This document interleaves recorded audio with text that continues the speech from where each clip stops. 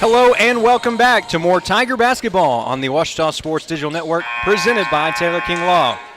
I'm Chase Hartzell, joined by Brody Kriegel, and it is Alumni Day at Bill Vining Arena for Ouachita men's basketball. We just had Katy Perry's Roar playing in the background, Brody, and I'll tell you what, the crowd was roaring just a few minutes ago when Ouachita upset number 18 Northwestern Oklahoma State 87-80 in the women's game. Yeah, Chase, that was a huge win, not only just for the program, but to keep the season alive. Like, we mentioned this in the last game. They were on a 5-game losing streak, and to rattle off 2 straight wins since then and against 2 very good teams at the same time is huge to keep the postseason hopes alive. And we have Ouachita basketball royalty in the building today, as the man who the arena is named after, Bill Vining, is in the house for what should be an exciting matchup. For these two teams, coming in different situations. For Northwestern, looking to bounce back from a loss at Henderson State. That was back on Thursday. Also on Thursday, Ouachita defeating Southwestern Oklahoma State 77-66. With that being said, Northwestern still one of the top 3 teams that the Great American Conference has to offer. Ouachita still towards the bottom, but with a chance to build up and continue fighting for a tournament spot. Punch their ticket to the GAC Basketball Championships next month. Right now we're going to take a look at some of the leading scorers for both sides, as well as other categories.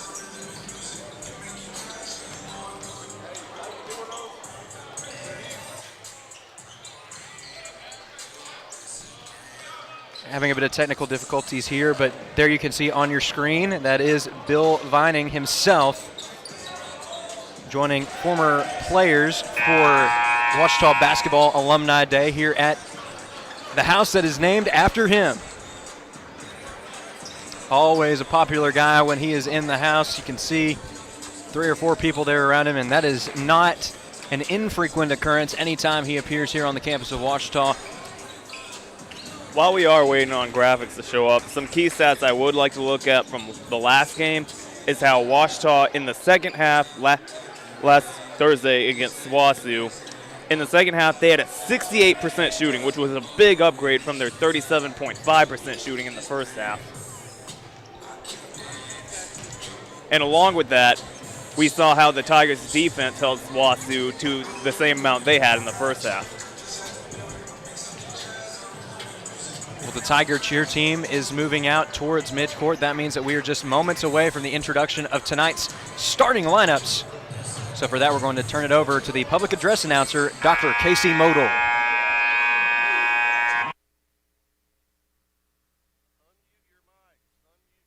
Great American Conference contest featuring the Rangers of Northwestern Oklahoma State University against your Ouachita Tigers. And now introducing the starting lineup for the Northwestern Oklahoma State Rangers. Senior guard from Garland, Texas, number 1, Henry Milton. Graduate guard from Greensboro, North Carolina, number 4, Ryan Free.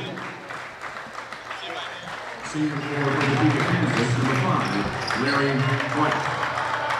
Senior guard from Racine, Wisconsin, number 12, Marquise Milton. And sophomore forward from Justin, Texas, number 23, Kamaya Shivangi. The head coach of the Northwestern Rangers is Robbie Harmon. The assistant coaches are Cody Houston and Chris Sandberg.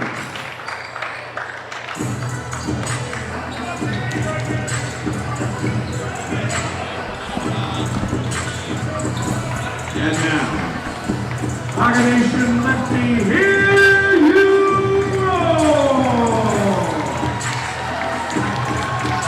This is the starting lineup for you, Ouachita Tigers!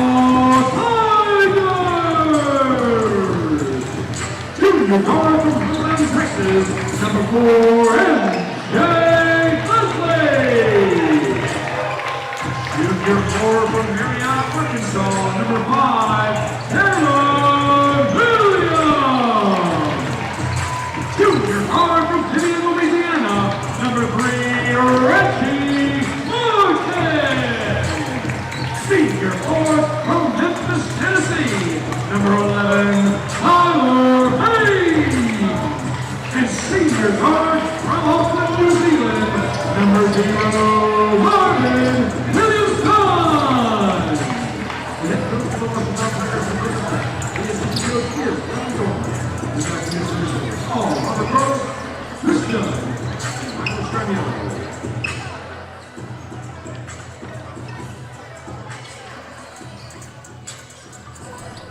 The starting lineups have been introduced, and we are just about ready for more Tiger basketball. Ouachita looking to make it back-to-back sweeps in men's and women's basketball here at Bill Vining Arena this weekend. And Ouachita especially wanting to put on a strong performance in front of the Alumni Day crowd, lining up at midcourt for the tip for Northwestern Oklahoma State. It's going to be Kabeya Shabangu. And lining up for the Tigers, it will be Tyler Haynes. Both teams are ready to go. Rangers in black, Ouachita in white. And we are underway at Bill Vining Arena. Northwestern winning the tip. Like their female counterparts, the Ouachita men's basketball team is one of the top 3 programs in the Great American Conference. They are not nationally ranked, but are certainly a respectable program in their own right. Coming into this game, having already won 9 games in conference play this year, and looking to make it double digits with a road win today for Ouachita, winning its 5th GAC bout the last time out. That was a key win against Southwestern Oklahoma State. There's a traffic jam in the GAC standings right now, as there's only about a game or two separating last place from the qualifying spots. MJ Leslie pulls up from deep, and he's got the scoring started. Marquise Milton, the Wisconsin native, bringing the ball up the floor for Northwestern.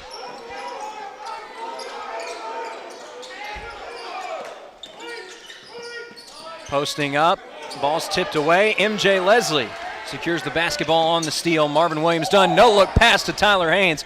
Almost too effective as he didn't see it coming. We're really seeing Ouachita put the pedal to the metal here. Aggressive on defense and moving the ball fast on offense. Tyler Haynes uses the mismatch to draw the foul inside. So the Tigers will head to the line. This will be the first free throws of the night for either side. This is first personal foul, Northwestern's first team foul on the half. Shooting 2 for Ouachita, number 11, Tyler Haynes.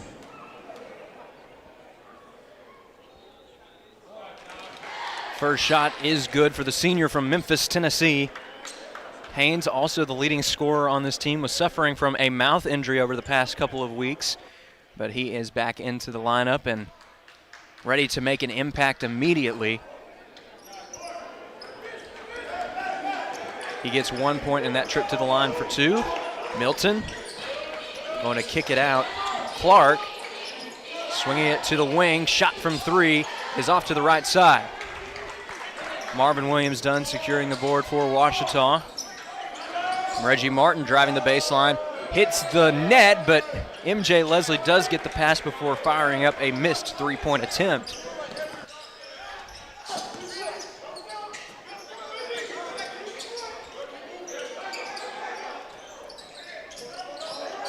Shot from the corner, that's Milton. Rattles around and a putback with a 2-hand jam by Shabangu.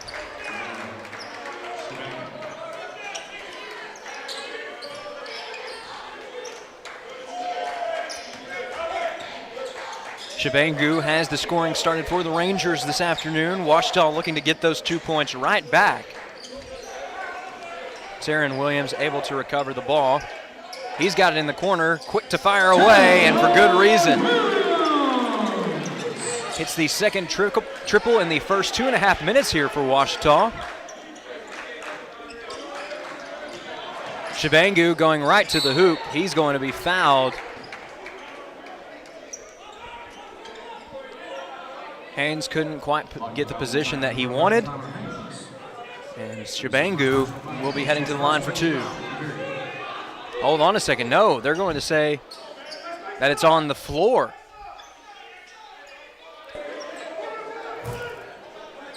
Visible confusion from Robbie Harmon and his coaching staff.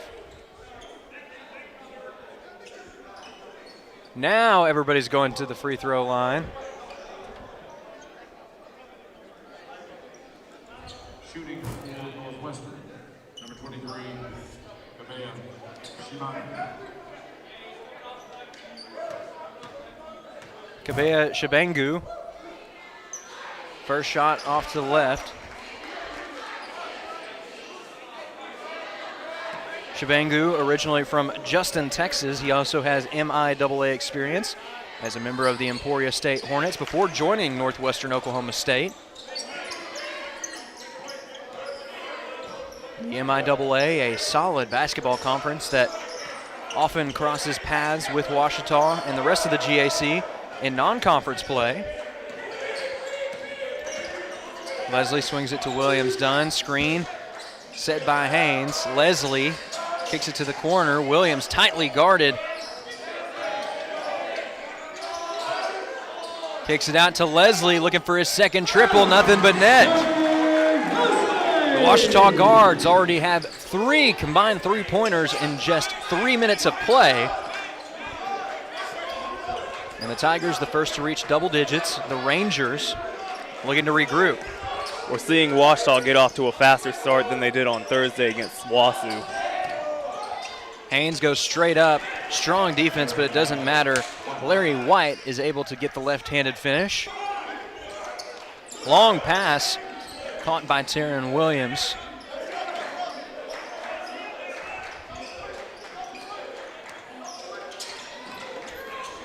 Williams looking for the backdoor cut from Martin. Pretty setup. A little bit of a struggle, but Martin finds a way to finish.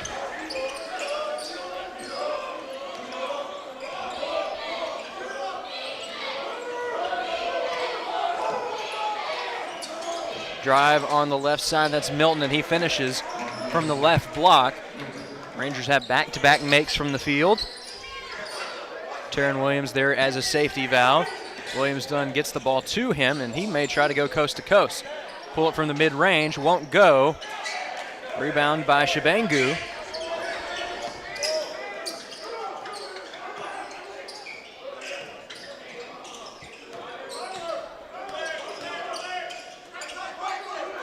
Kennedy Milton swings it inside, right-handed finish, a bit too strong. Board secured by Tyler Haynes. And Reggie Martin swings it to the other corner. It's stolen away. Credit the steal to Larry White. He's going to have an opportunity on the other end. It results in a charge. And that's a good momentum booster for Ouachita heading into today's first media timeout. 15-12 remaining in the first half of play. Your score, Ouachita 12, Northwestern Oklahoma State 7. You're watching Tiger Basketball on the Ouachita Sports Digital Network, presented by Taylor King Law. At Taylor King Law, we understand that being injured can be a stressful and overwhelming experience. And that's why we're here to help you every step of the way. As your dedicated legal team, we'll stand by your side when you're being ignored. We'll be on your side to fight for the compensation you deserve. Don't let the insurance companies intimidate you. Let us go to work for you. Call us today and let us help you get back on the road to recovery. On your side, by your side. When you've been injured, we're here for you. I've heard people say Ouachita. Wichita. Ouachita. Is it pronounced Ouachita? Searching for Ouachita Baptist University. Back in Texas, everybody pronounces it Wichita, but really, it's Ouachita. Ouachita. Ouachita. How would you pronounce it? Ouachita. Ouachita. It's Ouachita Baptist University. Get it right. It's Ouachita, people. It's Ouachita. Ouachita.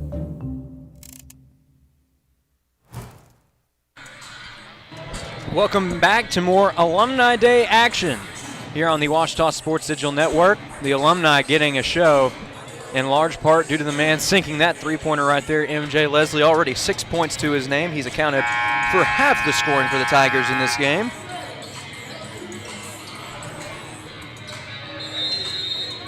Big day here with Ouachita men's basketball royalty in the building, including Bill Vining Arena, the namesake of this arena. We do have a double dribble called. We do also want to remind you, though, that next weekend will be Alumni Day for the Tiger and Lady Tiger basketball groups.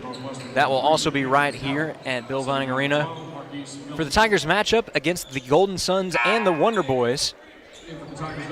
And, of course, you can catch those games right here on the Ouachita Sports Digital Network. We do want to say hello to all of the alumni, both in the building and watching from home from Ouachita men's basketball, as we do have a clock error that has been a bit of an issue over the past couple of weeks. Everything's sorted out now, so we have the inbound and play can resume. Backdoor cut. Shot from the corner. Short off the right iron. Ouachita wanting to move quickly. Reggie Martin waiting for Tyler Haynes. He finds MJ Leslie. Excellent ball movement. Emory Knox is into the game. Had another strong showing last time out to follow up his 39-point game at Bill Vining Arena earlier this season against Henderson State. Shabangu on the other end looking for the right-handed finish. And Reggie Martin fouling to deny him another highlight reel play. We saw the Tigers in the first couple of minutes using a lot of misdirection that worked to their advantage. On that last series, we could see Nwasu defenders playing a lot tighter to their men. Shooting for Northwestern, number 23, Kamea Shibaka.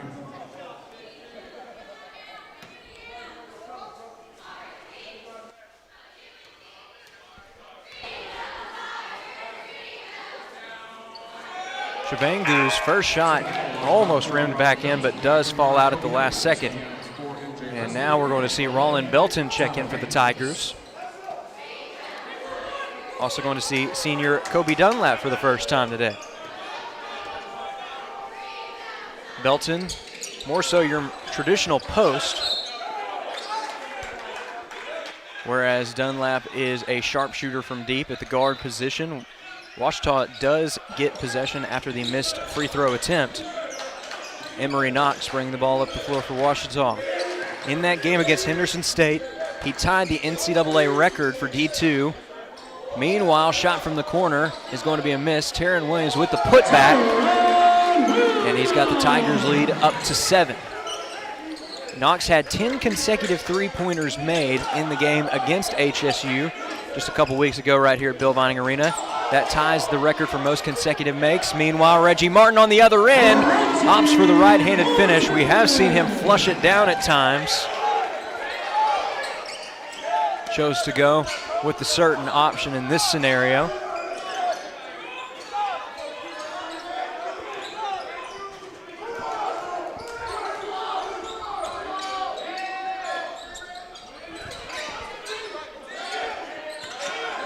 Good time running out. Good defense by Ouachita here, not allowing any Rangers to be open. Best option that time was Justin Norris in the corner, and it didn't pay off for the Rangers. Belton set a screen, but Knox opting to go to Martin in the corner. Pump fake, back to Knox. Williams, he's got space. Rims in and out. Belton's right there for the offensive board. Rejection by Shabangu. And he's finally going to draw the foul underneath the basket.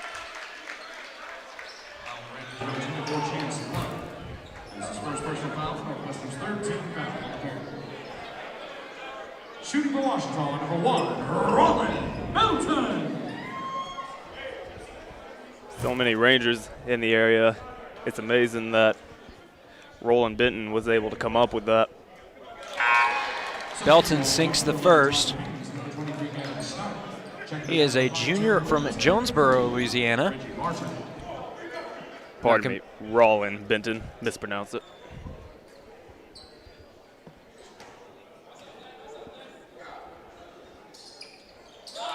Second one will go as well for the Louisiana native, and the Tigers' lead is up to double digits. Just where they want to be early against the Rangers. Contested three-pointer, doesn't matter. Credit the triple to Brian Free.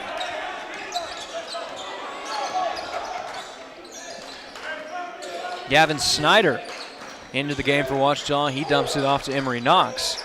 Tyler Haynes swinging it to Kobe Dunlap. Belton dumping it off to Snyder again. Good defense closing up any opportunities for Ouachita. Haynes finally puts it up from just inside the arc. Snyder somehow kept that ball alive, and the Tigers have an extra 20 seconds to work with. Knox, pass down to the block, it's stolen away. That was excellent balance back there by Gavin Snyder. In transition, Shabangu kicks it out. No look pass to the corner for three. Norris can't convert. Another opportunity for Northwestern. A foul is going to be called on Emory Knox. That will send Chance Love to the line for Northwestern. And we got a media timeout. But not before we have another media timeout. 11:53 remaining in the first half of play. Your score, Ouachita 18, Northwestern Oklahoma State 10.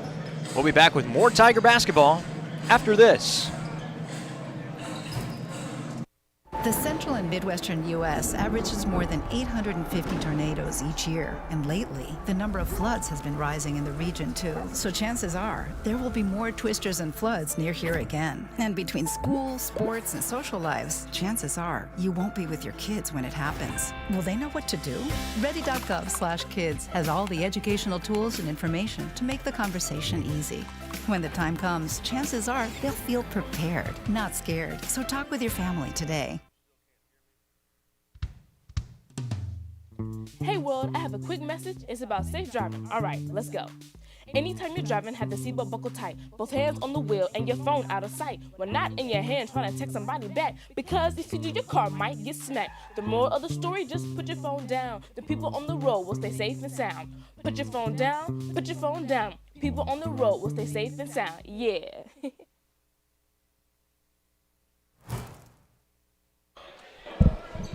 Welcome back to Tiger Basketball on the Ouachita Sports Digital Network, presented by Taylor King Law. Chase Hartzell joined by Brody Kriegel. And it's been a strong start for Ouachita on Alumni Day, although Northwestern with a chance to cut into the deficit here with two charity stripe shots from Chance Love.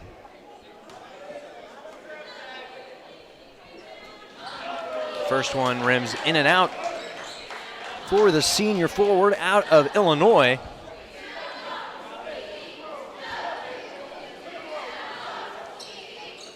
Second shot rims around and will go down for Love.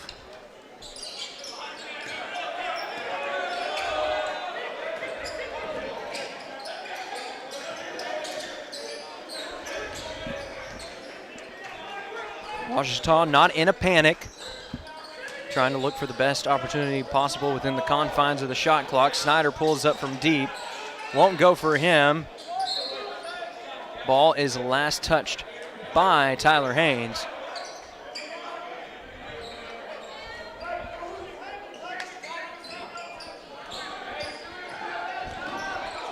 There's a pass down near the corner.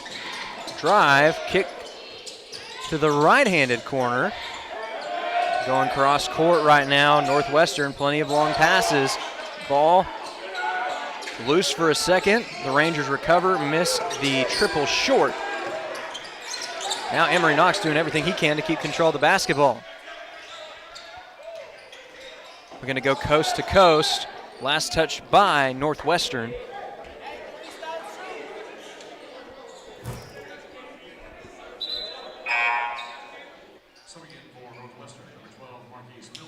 There you can see that's just a clean strip there by Chance Love.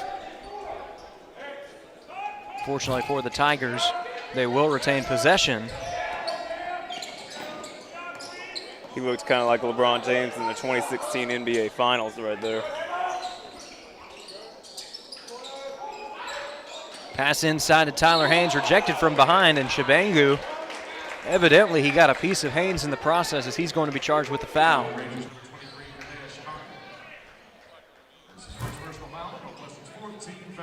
Well, with this break in the action, we do want to encourage you to stay tuned during halftime. We've got a couple of special treats for you. First off, we're going to have a special presentation of the Ouachita men's basketball alumni for Alumni Day, but we've also got a special guest interview. Ouachita alum, senior editor at the Arkansas Democrat Gazette, and the voice of Ouachita football, Rex Nelson. Brody, that's a lot of accolades to list under one person's name. He's had quite the career. Whenever you make an impact, you're remembered forever. And the funny thing is about Rex is that that list could go on even longer, because you have to remember his work with the Arkansas Touchdown Club, as well as the Arkansas Football Scoreboard Show for high school.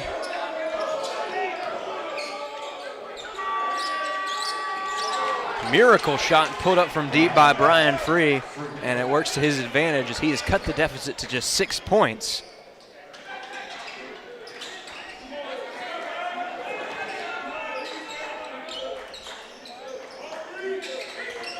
And we did just get word from Chris Babb that Rex is in town tonight for the OSF 50th anniversary celebration. Plenty of Tigers, past and present, will be on campus for the festivities. Held their fun run this morning. It's the second personal foul, Northwestern's 15th foul. To the line for the Tigers, number 2, Emery. So Emery Knox, you can clearly see the contact drawn there as Brian Free tried to stop him, but got a little bit of his body, specifically his arm, as he was going up. Bit of an awkward step there. First shot won't go for Knox. Coming into the Tigers, number 5, Terran Williams, number 0, Marvin Williams Duncan, setting out number 23, Gavin Snyder, and number 1, Robin Belton.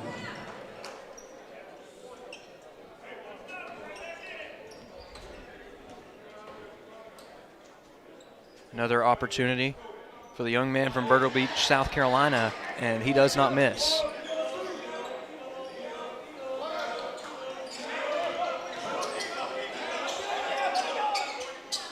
Shot from deep will not go from the right wing. Another opportunity for Southwestern.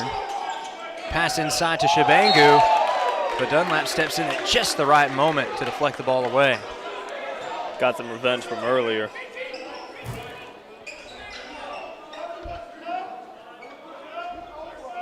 This is a great screen set up, but Dunlap steps in at just the right moment, got all ball. Pass inside to Shabangu, and when you've got a height advantage like that on the floor, that's tough to stop. I don't know why Cameron McDowell hesitated there. He had a clear shot at the three-pointer.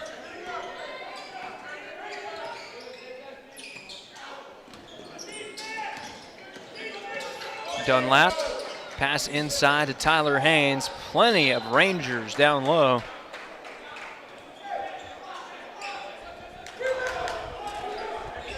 Can't see him on your screen right now, but Coach Nutt doing his best to vocalize marching orders for his players. And Brody, Coach Nutt is not somebody who's going to shout at his players unless it's absolutely necessary, and that's usually a matter of distance, very soft-spoken, but definitely leading his team with authority. Shot from the wing, rims in and out. Terran Williams secures the board for Ouachita. We have seen how great of a leader Coach Nutt is. Emery Knox finishing on the other end for 2. When we were here for Henderson, I remember the interview I had with him at halftime. His mentality, despite the lead and all the good stuff, it was just 0-0, let's keep playing a good game.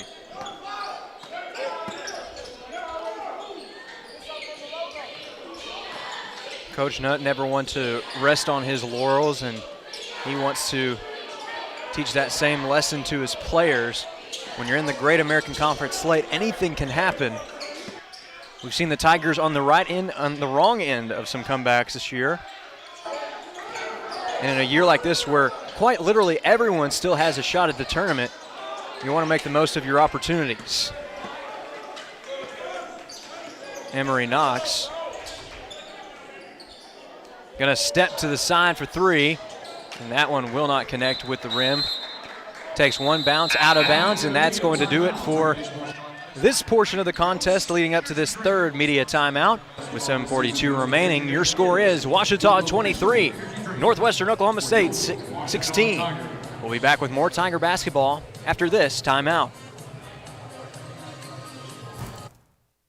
I'm Sandra, this is Jorge, and we were adopted in 2019.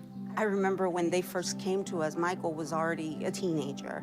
The whole cliche of they're so lucky to have you guys, and it's the other way around. They have changed our family for the better. They chose to love us. They didn't have to. They chose us. Family. Learn about adopting a teen from foster care.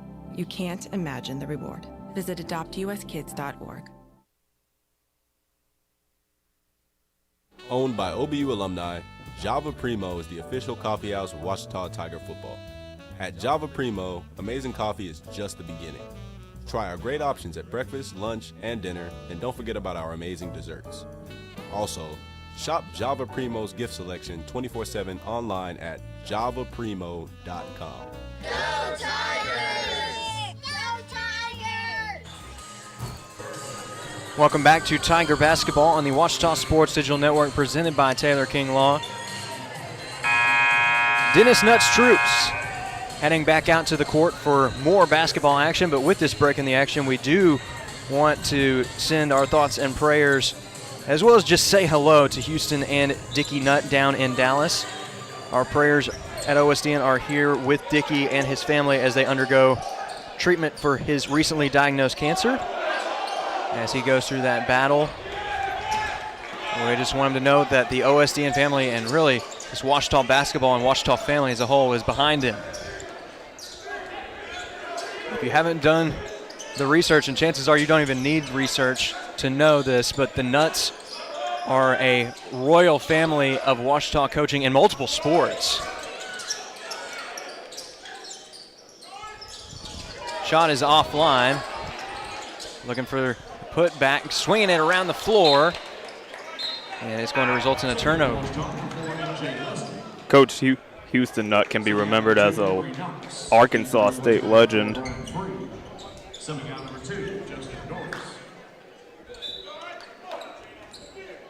There's a great display down at the Dallas County Museum in Fordyce, Arkansas. It's about an hour south from here, Brody, and they've got a case dedicated to the Nutt family down there. A lot of great artifacts to look at, and that's also a great museum if you're ever in the area. Free admission.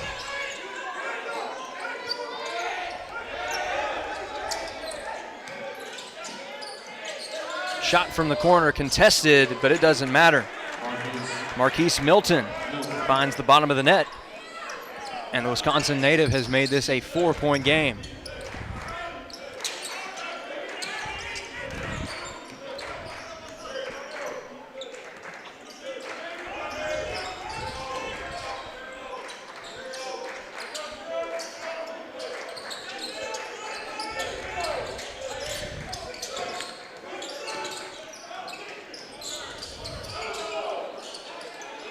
Haynes tries to put up a shot, but it is successfully blocked. Credit the block to Paschel, Dietrich Paschel. Milton pulls up from the corner again. This time it won't go, and we do have a foul called on Marvin Williams-Dunn. Trying to do everything he could there to make up for the size mismatch inside. Paschel stands at 6'10", senior from Orlando, Florida, and Marvin Williams-Dunn, the senior from Auckland, New Zealand, standing at just 6'1".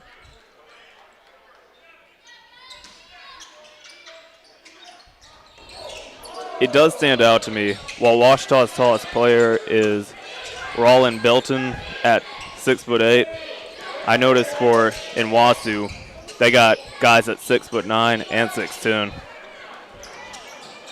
Rangers certainly have a height advantage in the post in this game.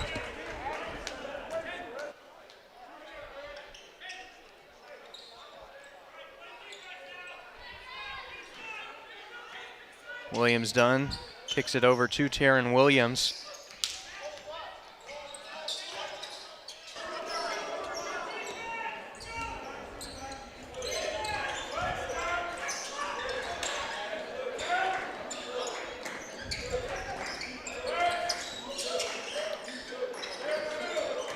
Belton gets it back from MJ Leslie, and Leslie's going to elevate. Finish with the right hand.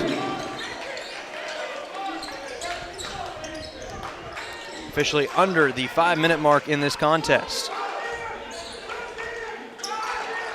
Or excuse me, in the first half of this contest, I should say.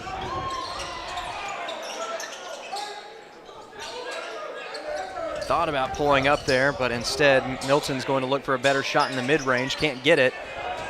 Deflected, last touched by Northwestern Oklahoma State.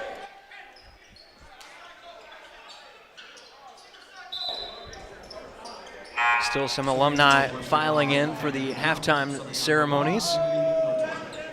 Again, we are going to stay here for that, as well as some halftime entertainment and an interview with Rex Nelson.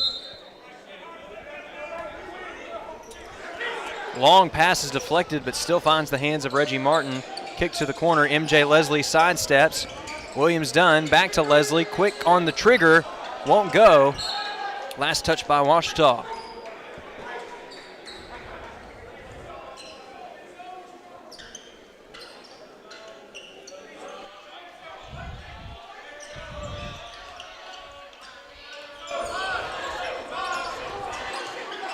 Marquise Milton swinging it over. Going to give it back to Brian Free. Free, back to Milton. Got a foul called on the floor, and it's probably a fortunate call there for Chance Love, as it looked like he was just a step or even a half step away from a traveling violation. But it is a foul from Roland Belton, his first of the contest, to bring us into this break. With 3:58 remaining in the first half of play, your score is Ouachita 25, Northwestern Oklahoma State 19. We'll be back with more Tiger basketball right here on the Ouachita Sports Digital Network.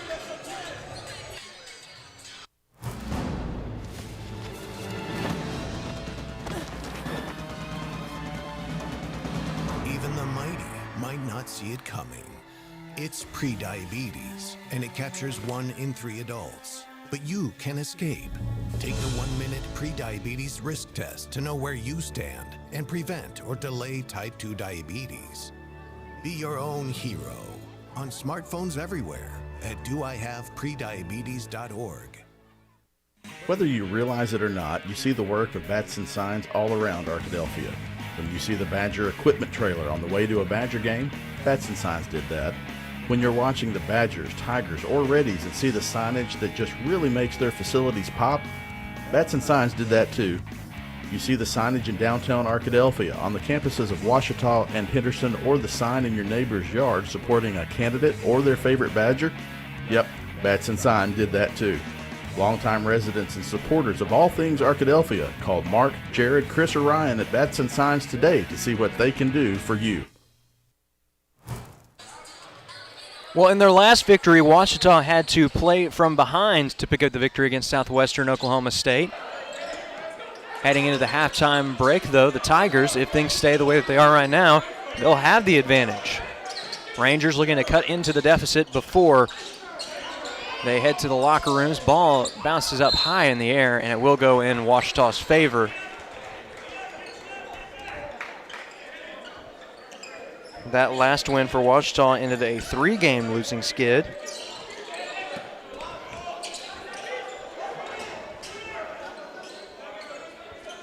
The Tigers have won their last 2 games at home, including a win in Ballard Ravine late last month. Pass inside to Roland Belton, hook shot. Second chance goes, and that is going to make it an 8-point lead for Ouachita.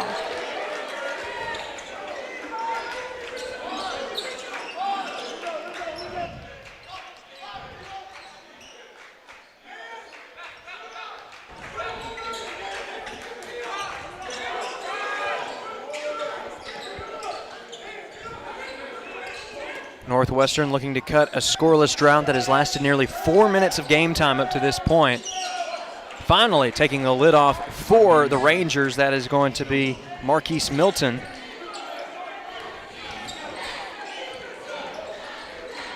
MJ Leslie had the ball. He's leading the team with 8 points. Nobody in double digits yet for either squad.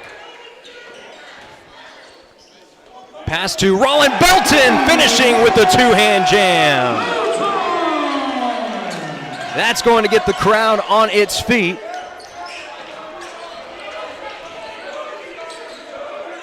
And might just be the energy that the Tigers needed to finish this first half strong.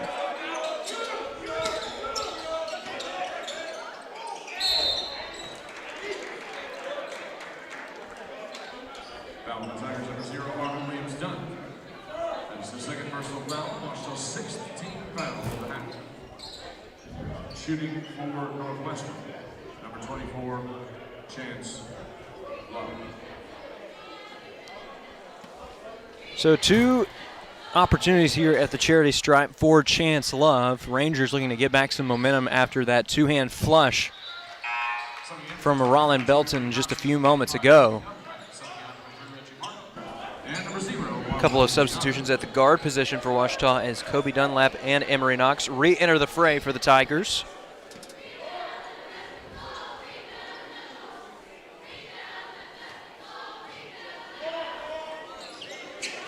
Make it a 1-for-2 trip to the line. Foul called. Officials conversing. Timeout for official review. It's going to be an official review, perhaps to see who initiated the contact. So the officials are headed our way. You're going to see what the officials see as they look at the replay. Just one of the benefits of tuning into the Ouachita Sports Digital Network. Once again, we do want to thank you for tuning in to OSDN. This is a student-led broadcast out of the Rogers Department of Communications here at Ouachita Baptist University in Arkadelphia.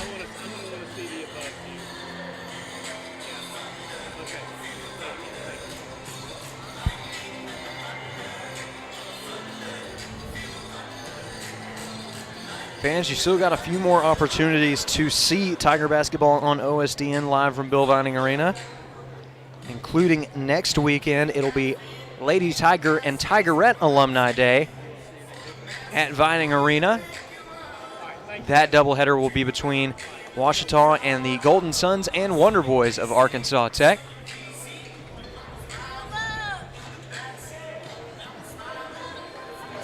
Should be another fun day to follow up this Ouachita Men's Basketball Alumni Day that we've had here today. You're going to see some of the best and brightest players that this program has ever produced here in just a few moments, and you're also going to hear from Ouachita journalism legend Rex Nelson. Seems like today we're getting all kinds of legends, not just from Ouachita, but just across the state of Arkansas.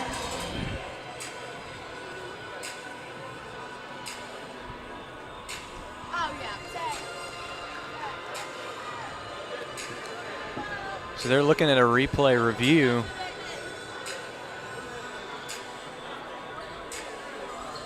Another thing, Brody, that they could be looking at is the nature of the foul as well. They're going to take another look here. It's looking to see,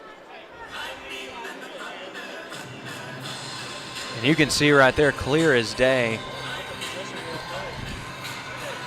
McDowell throwing Taryn Williams to the ground. And I think that might be part of what they're looking at, Brody, is do you call this a technical foul or not? From the looks of it, I'm thinking they might call it a technical foul. It's kind of similar to the call that we had in the women's game earlier.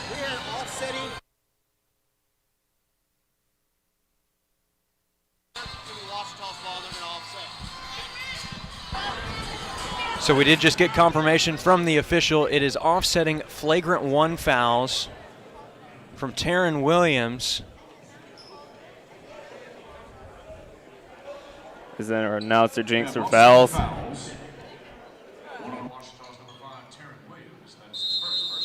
The other foul.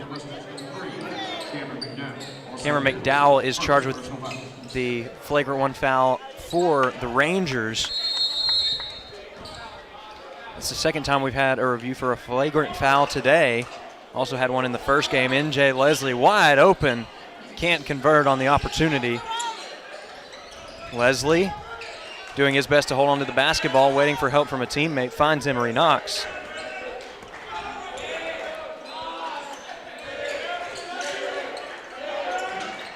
Looking for a screen, Kobe Dunlap driving, pulls up from the top, can't get it to go. Thought about banking it a little bit there, but it was just off to the left.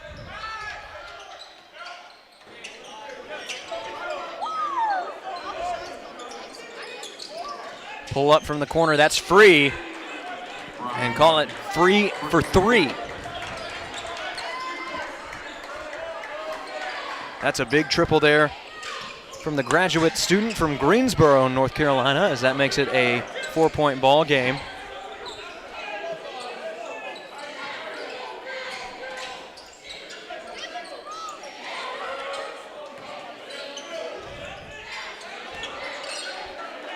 Belton kicks it to Kobe Dunlap. Long pass across the court. Taryn Williams finds Emery Knox. He's going to have to find space here. Kicks it out. Gets the shot off, but not in time. Would have counted had it gone. Or excuse me, would have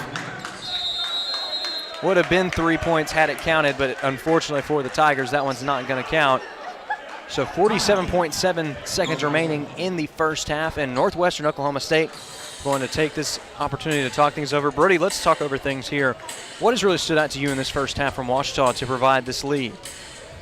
The thing that I've noticed from Ouachita is how early on they played aggressively on defense, and they weren't allowing a lot of three-pointers or even field goals for that matter to get through. But I do notice as we get closer to the end, and Wasu has stepped it up and found ways to grab more points.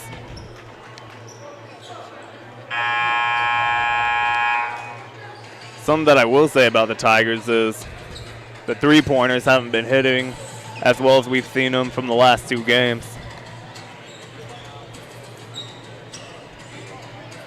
And depending on how things go here, we might see Ouachita have their first halftime lead out of the last few games. Ouachita has found itself behind in most of these games, but has found a way to come back in the second half. Right now trying to hold on to the lead for the final 35 seconds as it's down to just 2. Speaking of 2, Emery Knox, number 2 for the Tigers, is bringing it up the floor. He's going to find Tyler Haynes, and now we're going to see a little bit of that misdirection play from beyond the arc. MJ Leslie dribbling almost right into a defender. Haynes going with a screen. Just 5 seconds remaining. Shabangu goes with the one-handed flush. A foul is called beforehand. And it looks like we're going to have another flagrant foul.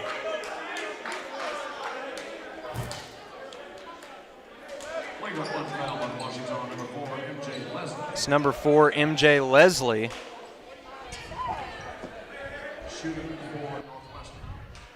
So Shabangu is going to have a chance to put up quite a few points at this point. Misses the first. Bouncing off the rims there. He's a bit strong and off the back right part of that iron. Makes a little bit of an adjustment and it pays off. Shabangu has this at a one-possession ball game. It's also Rangers basketball. But Brody, I can't recall another flagrant foul that we've had this year for a Tiger basketball game, and we've had 3 here in the first half of this game and 1 in the previous game. Or excuse me, we had a review for the 1 in the previous game. We've had 3 confirmed calls here in game 2 of today's doubleheader. Got another foul called here on the Tigers, and it is now full bonus for the Rangers. We are seeing a lot of physicality from both sides here at the end of the half. This is a great opportunity for Northwestern Oklahoma State. Despite all the Rangers' struggles, they have a chance to go into the locker room with the lead. Currently on a 6-0 scoring run. And looking to keep it rolling right here. McDowell makes his first. It's now a tie ball game and a chance to add on here. Looking to help Northwestern Oklahoma State take the lead. That's exactly what he does. Tigers have a chance to take one last shot. Emery Knox loses the handle on the ball. It's going to result in another opportunity for Northwestern. Sinks it at the buzzer. Shot it from all the way back at the midcourt logo, and the officials are going to take another look at it, but that was just an amazing shot by Chance Love.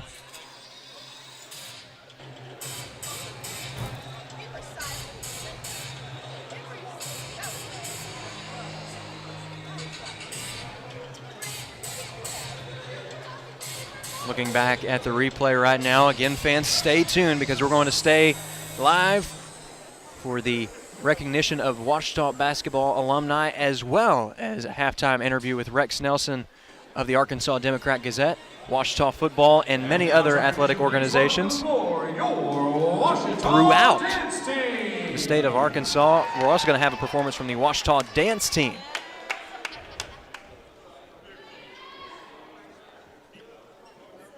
Tigers, your music is playing.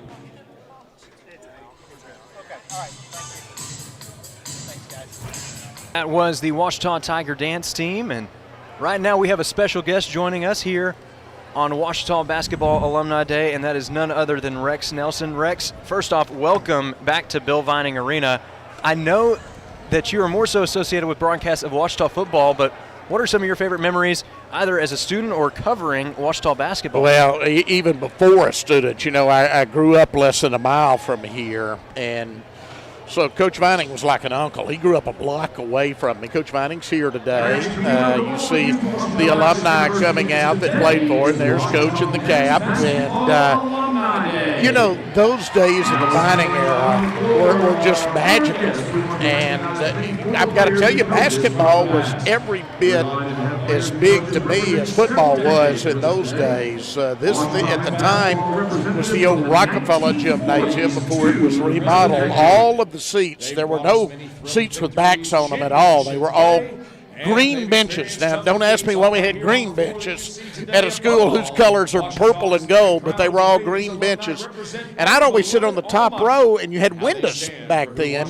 And if it was a warm evening, you could open the window and get a little fresh air in here. So just great memories, and great seeing a lot of these guys that played for Ouachita back when I was a student, and even before, older guys when I was a high school student or a young man that are here. What a great day to get these people back. And there you can see Coach Bill Vining standing there right near the eye of the Tiger at center court. Yep. A big part of many AIC championship teams here at Ouachita. We see the great Donnie Williams, Donald Exactly. Ray Williams, who was, of course, head coach at Arkadelphia High School for many years. They're towering over. He was an All-American as a player here, Chase. And I could go on and on about these guys. This is a great collection of former players here, and it's neat to be here to see this.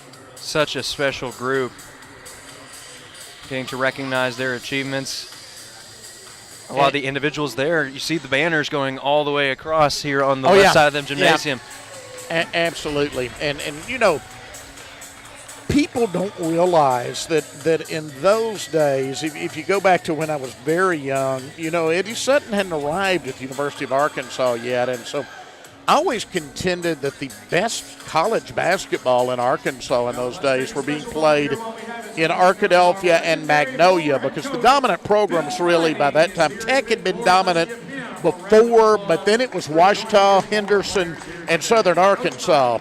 And those games were just unbelievable. Henderson had Don Dyer there before he went to UCA, and Coach Scottie Pippen at UCA. He was at Henderson for many years, then Bobby Reese after him, Bill Vining of Ouachita, and then you had a coach named W.T. Watson, followed by Monroe Ingram at Southern Arkansas. And those were glory days for small college basketball in Arkansas. Like I said, I think there were years when any of those three teams could have beaten the University of Arkansas in basketball.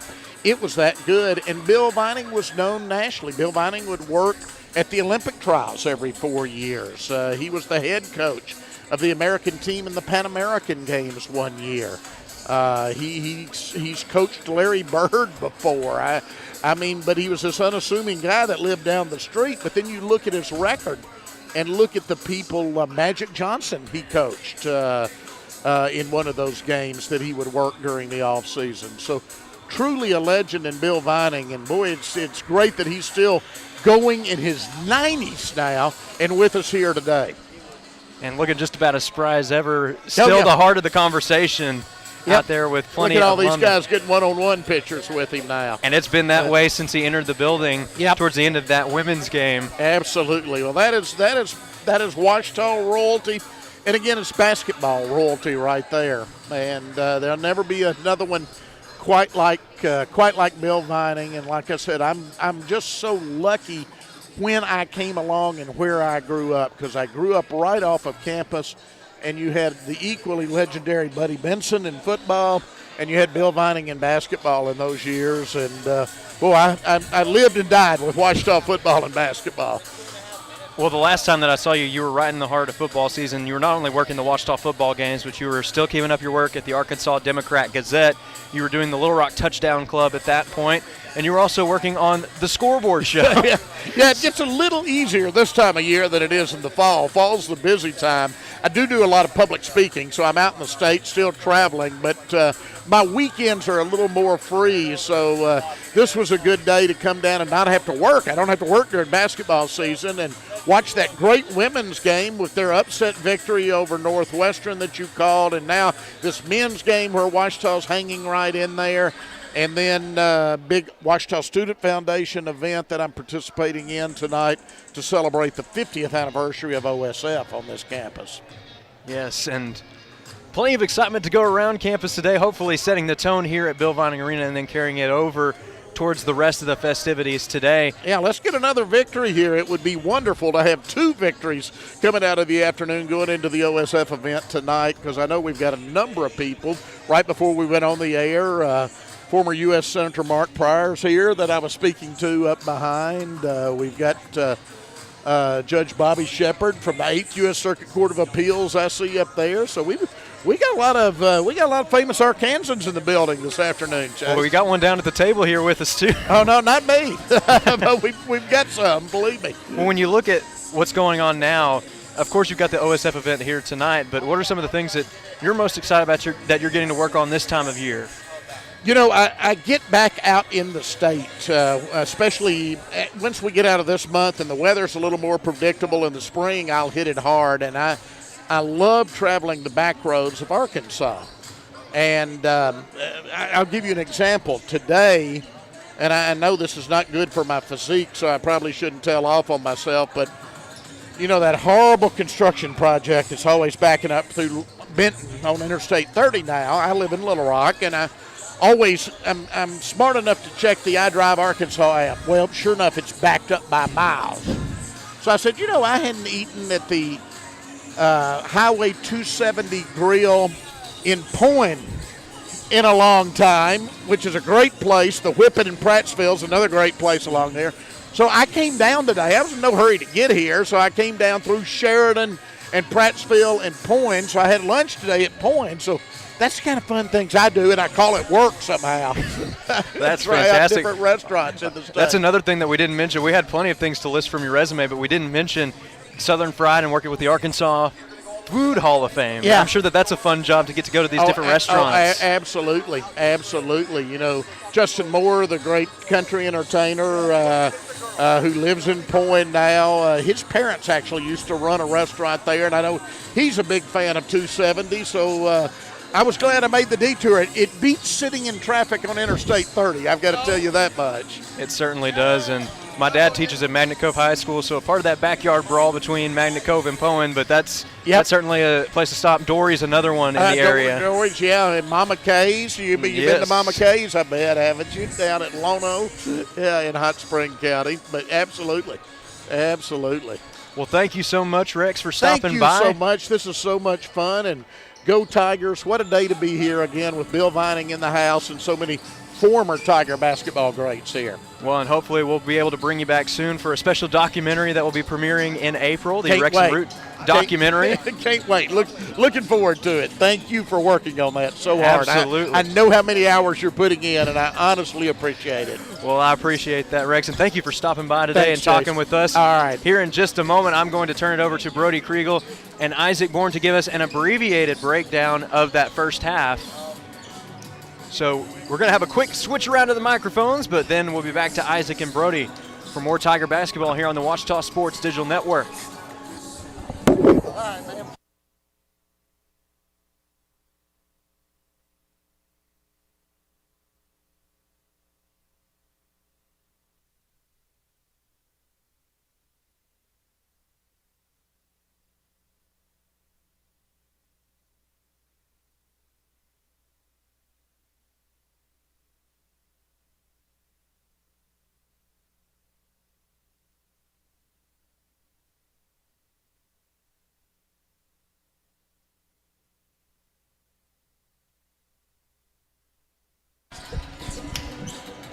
And welcome back, folks, to the Washita Sports Digital Network, brought to you by Taylor King Law. I'm Isaac Bourne, brought to you by your color analyst, along with your color analyst, Brody Kriegel. And we're going to just give you guys a brief update on the halftime stats, giving you guys a little bit of, refresher here. The biggest stat to look at right now has to be that 12-0 run from the Raiders to end the first half. The Tigers, after that dunk from Rollin Belton to put them up, to give them 33 points, they did not score for the last 2.5 minutes, whereas the Raiders now are up 33-29 after a 12-point run in the last 2.5 minutes. Brody, what do the Tigers need to do to clean stuff like that up? You want to start off with just cleaning up the sloppiness they had at the end of the first half. A 12-0 run is unacceptable, especially in the last 2.5 minutes. And something I noticed is they started off really good shooting, but the Rangers just played so good defensively, just always on their man and always making sure they wouldn't give a shot. So if you're Washita, you want to try to get more space out for your shooters and try to get the ball to your good three-point shooters like Emery Knox and all that. And then you see the stats graphic up on the screen right now. The biggest stat that jumps out to you right now is the 17-13 turnover battle that the turnover advantage that the Raiders have over the Tigers. The Tigers with 17 while the Raiders have 13. And then you also see, pretty decently poor shooting numbers for both teams tonight. Both teams are looking to pick up the slack a little bit. But besides that, that will be about all we have for you. We had the interview with Rex Nelson, giving you guys a treat during this halftime break. But thank you guys so much for watching, and we'll see you guys next time. But stay tuned here for Chase and Brody to talk more about this game and to talk more about the game going on in just a couple seconds here on the Washita Sports Digital Network, brought to you by Taylor King Law.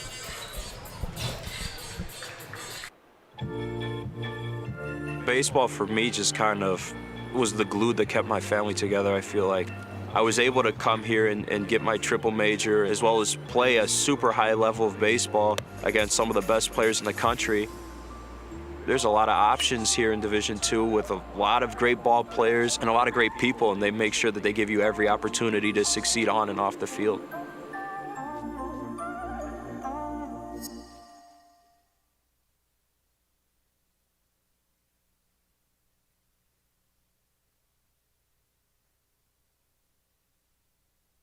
I'm Rex Horn, the Interim Executive Director of the Arkansas Baptist State Convention, and today I'm joined by my friend Dylan, who is an attorney with the Arkansas Baptist Foundation, with an important word for you.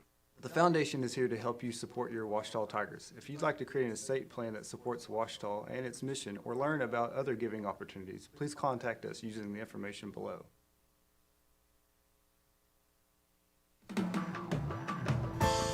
At Berry & Turnage, we specialize in bringing the law to your corner.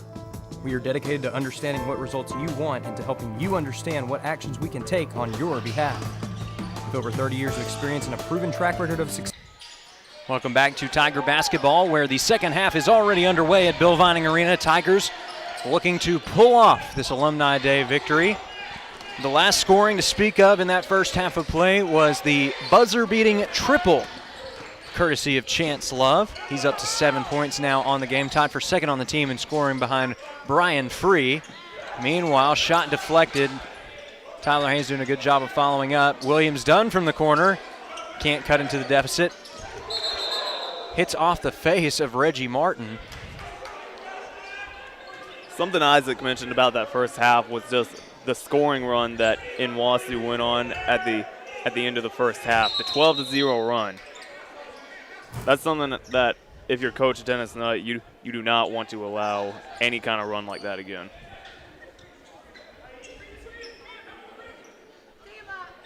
The Tigers have certainly been struggling to put the ball in the basket as of late. Looking at some of the trends right now in the game. The biggest one for Washita, scoreless for over 3 minutes of game time at this point. They're also 1 of 9 on their last 9 3-point attempts.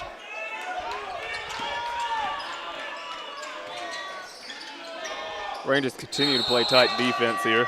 Taryn Williams tried to finish that time, but planted the foot that he shouldn't have, and that results in a turnover for Ouachita. Northwestern Oklahoma State looking to try and hang on in this one. Looking to avenge a loss to Henderson State earlier this week. And they're off to a good start in the second half, drawing first blood of the half here with just over a minute to go, or a minute gone, I should say.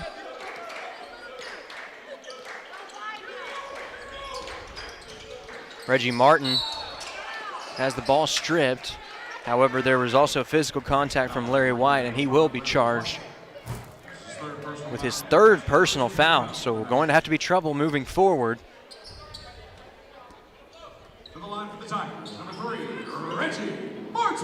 Continues to be a lot of physicality here at the start of the second half. Something we saw a lot at the end of the first half.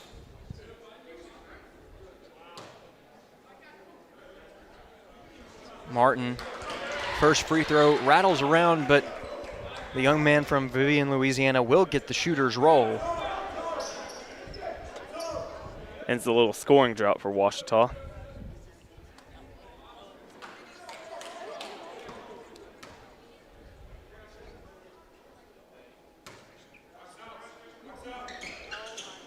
Second shot bounces around. That one will not go, but MJ Leslie doing an excellent job of crashing the offensive glass.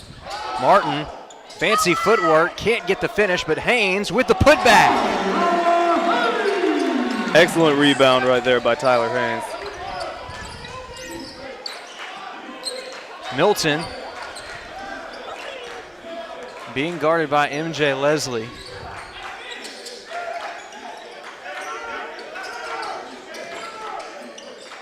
Brian Free, the leading scorer for the Rangers, kicks it back to Milton. He's just going to pull up for a triple. Hand in his face, did not matter.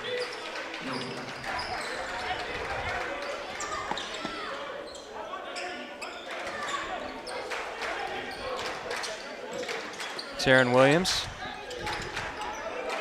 Ball ends up in the hands of Marvin Williams-Dunn. Plenty of ball movement to speak of around the perimeter for Ouachita. Williams looking to post up perhaps in a size mismatch. Backdoor cut, and Tyler Haynes finishes with the right hand.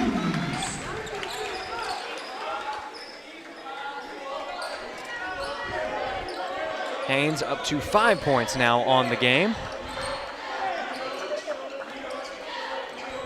Ouachita going to need that scoring efficiency to continue to grow if it hopes to stay in this game down the stretch. Northwestern also starting to find its footing after a slow start in the first half. Not the case anymore as Milton sinks another triple, this one from the corner. Rangers are rolling right now. Looking automatic, kind of like Emory Knox against Henderson.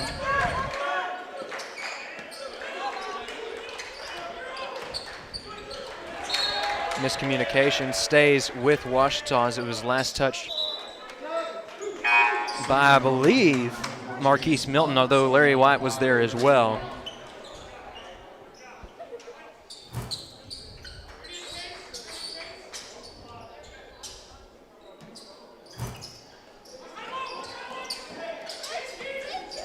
Williams-Dunn swings it to Leslie from the wing. Can't get it to go, and the Tigers' woes from deep continue. Free pulls up. On the flip side of things, Northwestern unconscious, dialing it up from distance. And another one bites the dust.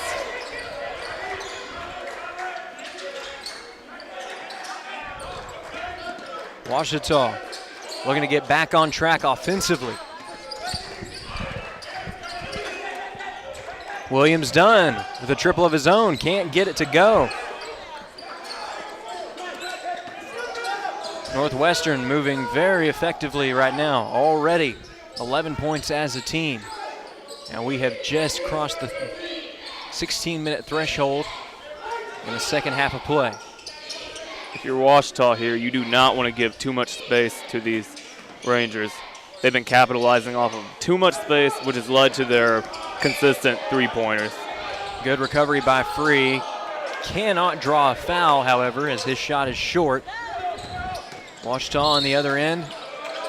Taryn Williams is going to draw a foul on the floor. That is the second team foul of the half for the Rangers in what has been a relatively free-flowing second half of play, and that takes us to our first media timeout of the second half. With 15:23 remaining in the ball game, your score is Northwestern 44, Washita 34. You're watching Tiger basketball on the Washita Sports Digital Network, presented by Taylor King Law. Food isn't just fuel to live, it's fuel to grow. My family relied on public assistance to help provide meals for us. These meals fueled my involvement in theater and the arts as a child, which fostered my love for acting. The Feeding America network of food banks helps millions of people put food on the table. When people are fed, futures are nourished. Join the movement to end hunger, and together we can open endless possibilities for people to thrive. Visit feedingamerica.org/actnow. As a student athlete in college, I first got involved with the NCAA at the national level. It was through the Student Athlete Advisory Committee, SAC, gave me an opportunity to advocate on behalf of all student athletes, to affect change and to make an impact. The NCAA is giving the student athlete a platform to voice their concerns and to be able to advocate for what's going to affect their well-being.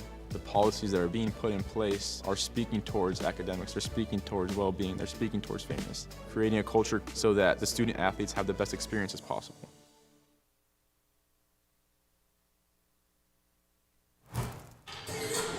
$15:23 remaining in the ball game, and your score is Northwestern Oklahoma State 44, Washita 34.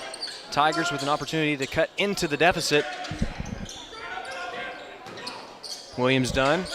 Baseline bounce pass results in two for Taryn Williams. Williams a man on a mission, and he has cut the lead to 8.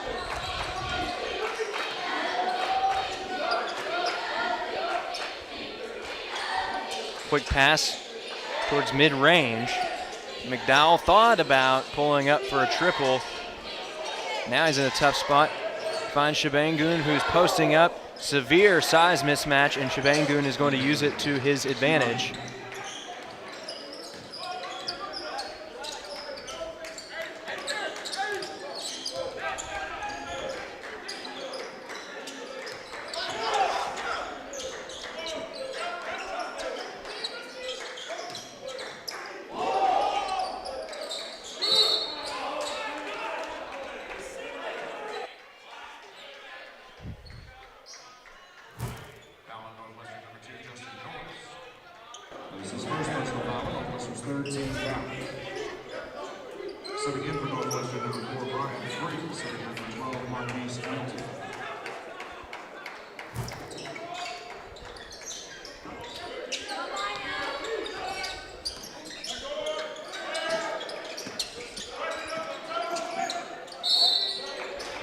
Draws contact, so the Tigers are heading to the line. Foul rate number 4, Brian Free. That's his first personal foul, Northwestern's 4th team foul. Brody, that's no surprise because Reggie Martin, although he has been known to pull up from mid-range and deep at times, his bread and butter is that slashing play at the guard position. It is, Chase. That's what we've seen him excel at really throughout his whole career here as a Tiger basketball player. Doesn't matter if he's just going in to draw contact or if he wants to finish off a pretty play, either with a simple layup or a flashy dunk. Martin consistently finds a way to get it done around the rim, and he got it done at the charity stripe in that trip, going a perfect 2 for 2. Long three-pointer from Free. Northwestern with another opportunity.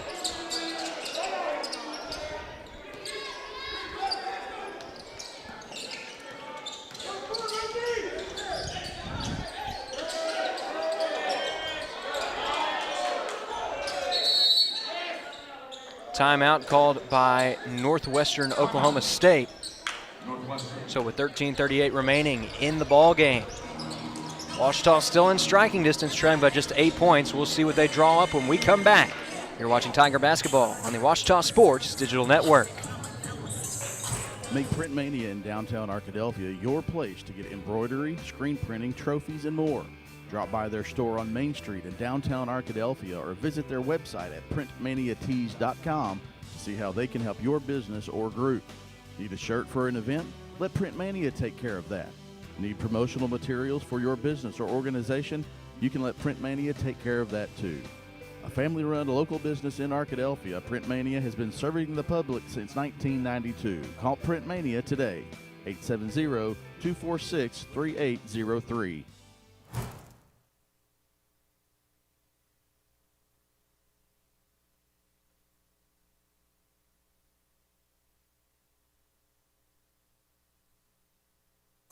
Welcome back to Tiger Basketball on the Ouachita Sports Digital Network, presented by Taylor King Law. Right now, the Tigers hoping to let the fans and the alumni in attendance leave with a happy result, but Northwestern doing its best to ensure the opposite. The Rangers currently enjoying an 8-point lead after a strong start to the second half. Rangers are trying to get a good sign out of their trip to Arkadelphia, already dropping one to Henderson State.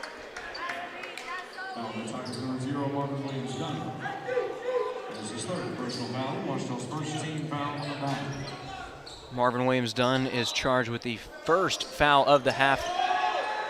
Meanwhile, Shabangu wanted to go up for a highlight reel dunk. It's looking like Michael Jordan on that jump. Looked like he was about to jump over the moon. Unfortunately for him, it looked like he ran right into the hand of a Ouachita defender and favoring that part of his face right above his nose there on the left side near his, looks to be his right eye that's bothering him a little bit. He's rubbing that spot right there, also blinking his left eye too.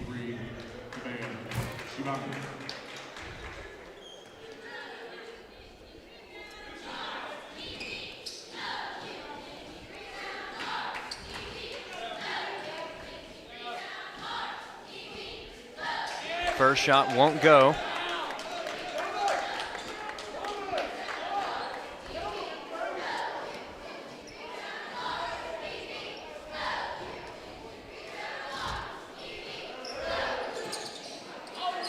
And the second, much the same. Still another opportunity for the Rangers. Shot from the corner, nothing but net.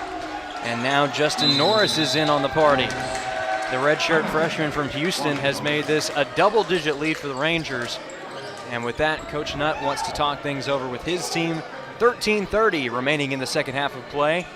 And the Rangers lead it 49-38. You're watching Tiger Basketball on the Ouachita Sports Digital Network, presented by Taylor King Law.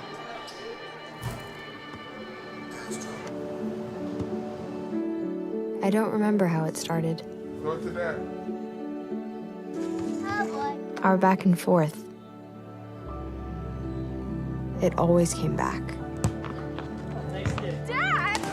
You probably don't remember what you told me, That was perfect. but I heard every word.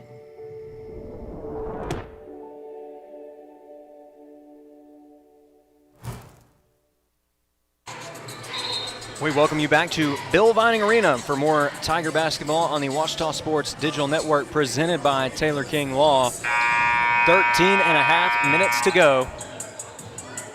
An interesting statistic I noticed was that in the first half, Northwestern was 5 for 15 on three-point percentage. And so far this half, they've converted all but one. Just a little slip up there from Taryn Williams results in a turnover. It's the second time we've seen a slip up happen from Ouachita today. We saw Emery Knox have one just before the half, and Taryn Williams right there. Right now it is all smiles for Northwestern Oklahoma State. This half has belonged to the Rangers. Shot from just inside the arc. Free, can't get it to go. Ouachita needing to get something to reverse the momentum. That would have been a good play to get it started, but it just misses for Reggie Martin.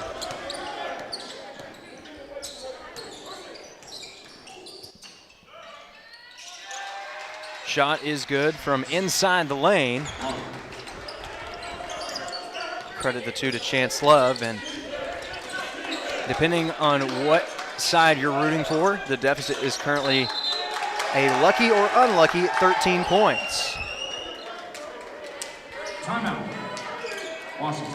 Coach Dennis Nutt needs to talk things over again with his team. And Brody, it just felt like since that scoring stretch started, with the Rangers trailing by about 7 or 8 points there in the first half, the Rangers got that nice scoring run to close at the half. You mentioned the 12-0 run, but it really felt like that momentum carried over into the second half, and Northwestern continuing to shoot the ball well and create a lot of headaches for Ouachita on the offensive side. I cannot imagine the frustration that is going through Coach Nutt's head or even the players' heads right now. They're just trying to do everything they can, but whether they get something or if a missed opportunity happens, the Rangers are just ready to respond. They hit a three-pointer. They always take advantage of any opportunity that they're given. Ouachita through 7 minutes, 7.5 minutes at this point, has only scored about 9 points as a team. Shot from deep, Leslie can't get it to go. And now the Rangers going the other way on the flip side of things. Already 18 points in the half for Northwestern. They've doubled Ouachita's offensive output here in the first 8 minutes of the second half. Love, contested shot is a bit short, but he draws contact in the process, so he's headed to the line for 2.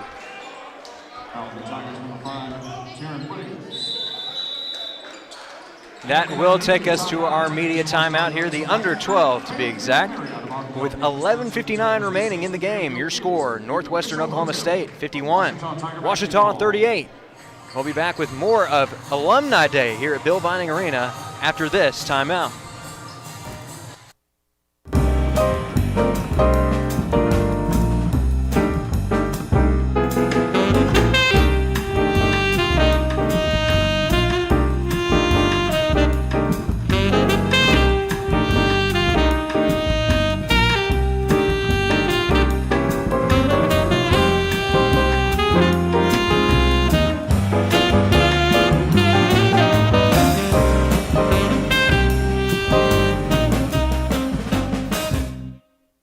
Visit the Ouachita campus store for all your Tiger apparel, merchandise, and gifts. If you need something to wear to show your Tiger pride, stop by the Ouachita campus store on the bottom floor of the Evans Student Center to grab a t-shirt, sweatshirt, polo, or more. If you can't stop by the store on campus, visit us online at bookstore.obu.edu. Make your purchase and we'll send it to you. Support the Tigers by checking out the Ouachita campus store. Go Tigers. 11:59 remaining in the contest, and Northwestern looking to add on to its lead of 13 points. Set to do so is Chance Love, and he hits his first free throw. Plenty of nice plays for Love today. Really the highlight, Brody, has to be that buzzer beater at the end of the first half, shooting it from the half-court logo. It wasn't quite a half-court shot, but it wasn't it wasn't much further, as Love is going to draw another foul and head to the line. That play to me is what seemed to have taken the momentum away from Ouachita and is what has given Northwestern such an excellent run here in the second half.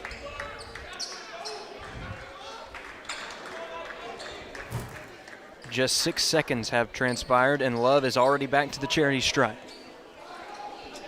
He misses another one to make it back-to-back misses at the line.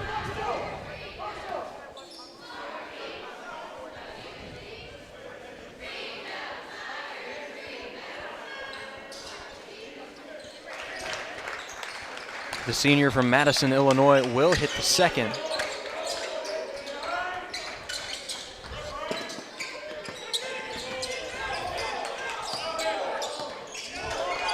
Brian Free of Northwestern came in like a lightning bolt there. Free has been all over the floor today for the Rangers on both sides of the floor. Emory Knox getting tied up, and he's finally going to get a whistle for a foul call. That'll be charged to Chance Love, his third personal of the game.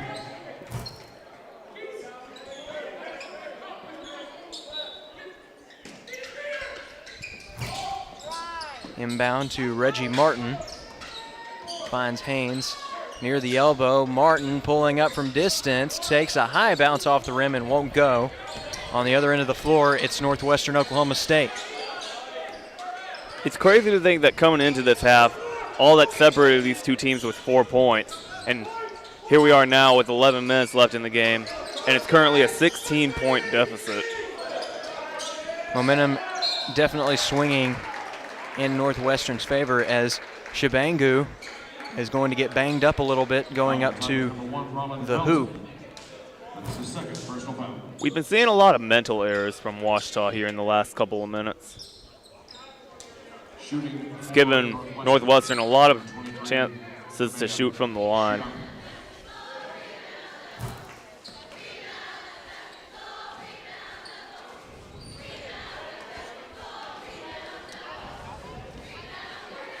Shabangu, flawless first free throw, and now we will see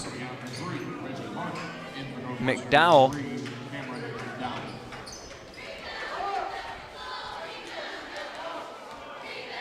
Gavin Snyder also into the game for Ouachita as the second free throw won't go for Shabangu.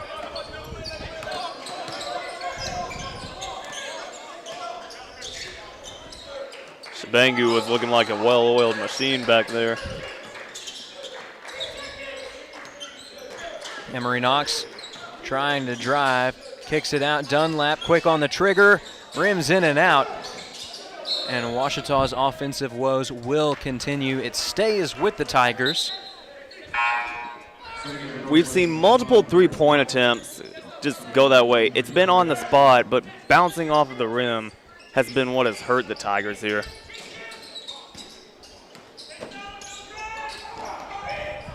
Dunlap again pulling up from deep. Again can't get it to go. Emory Knox, he knows a thing or two about hitting some three-pointers. He's going to try one here, and that one's a bit too strong off to the left.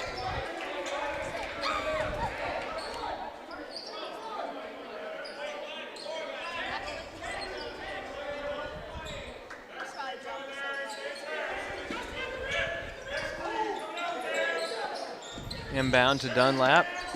He kicks it off to Emory Knox. Snyder dumps it off to Dunlap. Dunlap is going to draw a foul in the process, and it's just been that kind of half already. 16 fouls committed by Northwestern.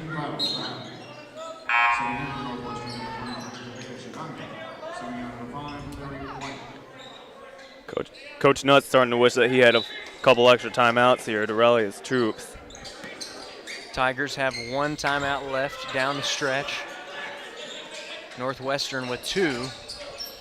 Dunlap thought about pulling up. Now he's going to get the fadeaway triple. Hits the right side of the glass. Gavin Snyder, though, there to crash the boards, and he's got another opportunity. Coach Robbie Harlan was not happy with his team's effort on the defensive glass that time. Excellent hustle by Snyder as he just sneaks in, finds a way around Milton. He will be rewarded with at least 1 point in this trip to the line, a chance to go 2 for 2 now for the former Central High School Tiger.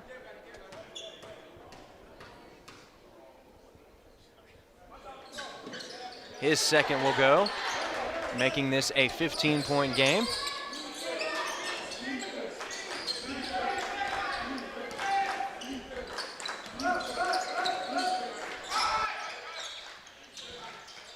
McDowell going to take it up himself. Can't get it to go from deep. Dunlap driving the baseline, looking for a finish. Foul called.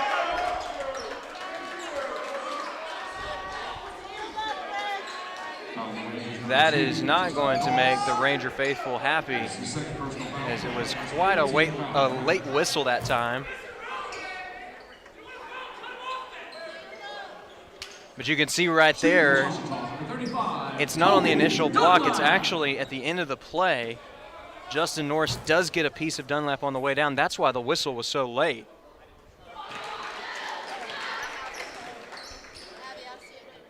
tough to catch in the moment, but an excellent call there by the official who had the perfect view. Rattles around, but Dunlap gets the shooter's roll. Now we're going to see free check-in for the Rangers. For Northwestern today, looking to stay above 500 on the year, but also looking for a 10th GAC win. Meanwhile, we have a jump ball called. It does go Ouachita's way, although many fans wanted a traveling violation called.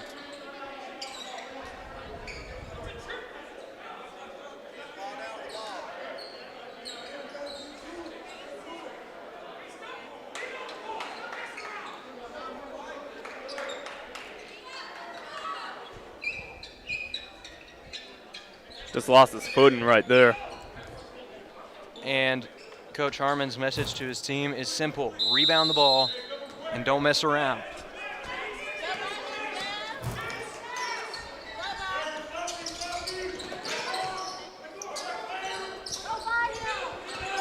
Snyder kicks it over to Haynes, who in turn turns it to Dunlap. Dunlap, beautiful reverse. Can't get it to go. Tigers continuing to fight for the board. Gavin Snyder comes away with it. Dunlap for three, a much-needed triple for the Tigers.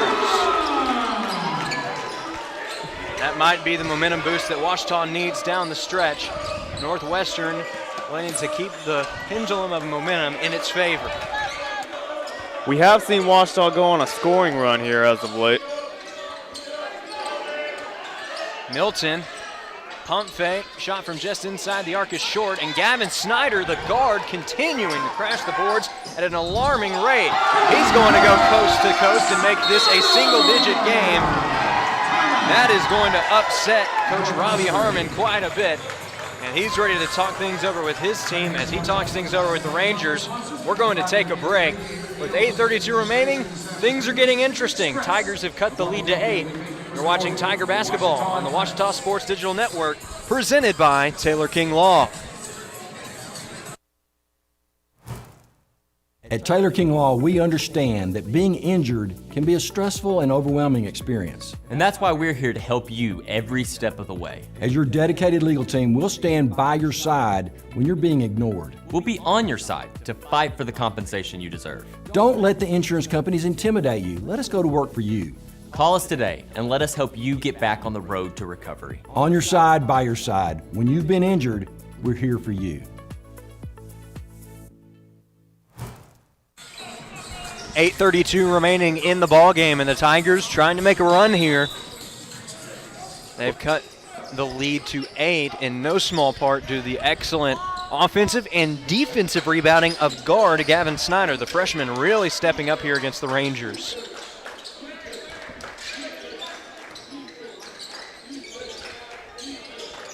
Milton kicks it off to Love. Free trying to create some space on the right side while Milton drives, looking for the alley-oop. Belton was right there to make a clean play. Tigers moving up tempo. Got a foul called on the Rangers. That is the 9th foul of the half for Northwestern, so the Tigers just one foul away from that magic number 10 for the double bonus. There is exactly 1 second under 8 minutes remaining here in the second half of play, so that means it's time for a media timeout. As the teams take a break on the floor, we're going to take a break ourselves.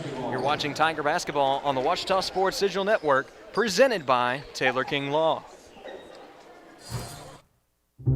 I've heard people say Ouachita. Ouachita. Ouachita. Ouachita. Is it pronounced Ouachita? Searching for Ouachita Baptist University. Back in Texas, everybody pronounces it Wichita, but really, it's Ouachita. Ouachita. Ouachita. How would you pronounce it? Ouachita. Ouachita. It's Ouachita Baptist University. Get it right. It's Ouachita, people. It's Ouachita. Ouachita. Captain Henderson House. We're a home to call your very own when you're away from yours, with a porch to end your night on, surrounded by friends, sharing stories and old times, and a yard with memories of summertime weddings and picnics after the game. We are so thankful for the life this house has seen for nearly 150 years. Come stay with us and join in on our stories. Captain Henderson House, Inn and Events. Well, just when the Rangers thought they might pull away with this ball game, Ouachita's starting to storm back. Emory Knox with a chance to cut into the deficit even further with 2 shots at the free throw line. It is a 1-and-1. He needs this one to force a second. He does exactly that. That's something that we've come to expect from Emory Knox in his first season with the Tigers. Looking at his stats for the season, he's shooting just a hair under 90% at the charity stripe this season. And it's because of many trips like that. 2 for 2 at the line for the guard out of Myrtle Beach. Might want to fasten your seatbelts, ladies and gentlemen. The deficit has gone down. Northwestern looked like everything was going the Rangers' way to start the half, and now the Tigers have nearly reduced the scoring to the original deficit. It was a 4-point lead for Northwestern entering the half, and Gavin Snyder might make it 4 right here. Finishes with the left hand, and here come the Tigers. Well, you said it, and here we are. 4-point deficit coming into halftime, and here we are at a 4-point deficit.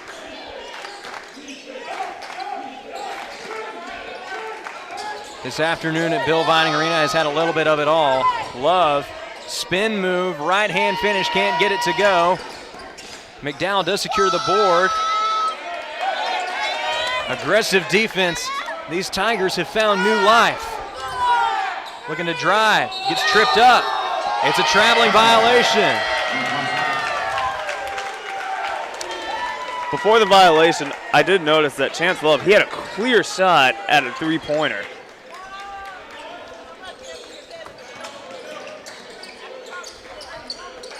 Long pass to Kobe Dunlap.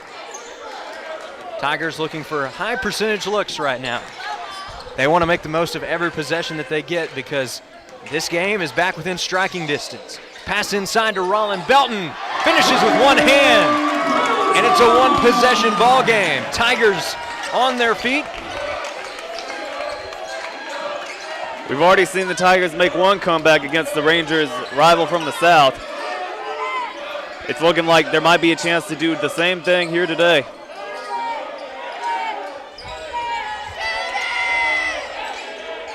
Love going up against Emory Knox in a size mismatch, draws the foul.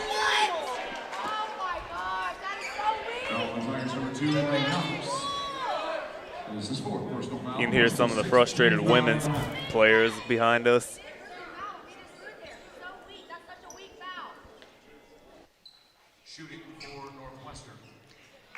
So now Love steps up to the line to make this potentially a 2-possession lead for the Rangers, but he's got to make both to do so.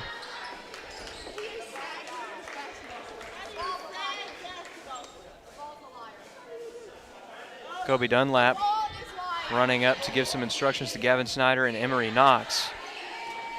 Dunlap and Haynes, both seniors, and both looking to end their careers against Northwestern Oklahoma State on a high note. Tyler Haynes able to keep it alive.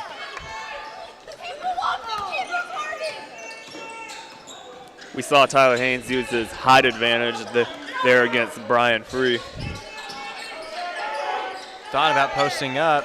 Time's running out. Emory Knox kicks it out. Tyler Haynes, baseline J, nothing but net. The 2-time academic All-GAC selection makes this a 1-possession game. After a pretty quiet first half, Tyler Haynes has stepped up big here in the second half.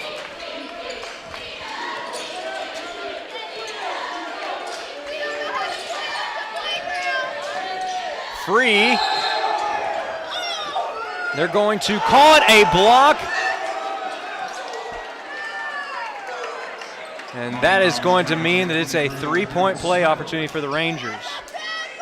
First personal foul, Washington 17, foul and a half. Looks like we've got some interactions going on between the Northwestern Oklahoma State bench and some of the Tiger faithful.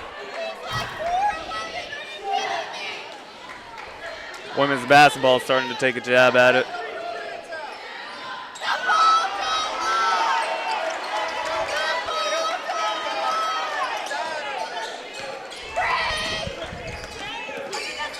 Kobe Dunlap loses his footing but gets the ball off in time. Aggressive defense, pass to Haynes. He loses the handle on it. Emery Knox. Couple of close calls for the Tigers. Audrey Winfrey and Micah Russell are on their feet along with Mackenzie Schillmuller.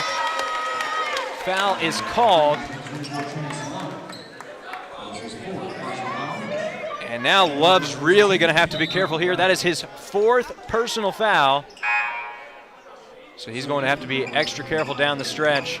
Coach Harmon doesn't want to take any risks. He's going to bring in Larry White, trying to save Love for some clutch shots down the stretch. And the official says that he needs a towel.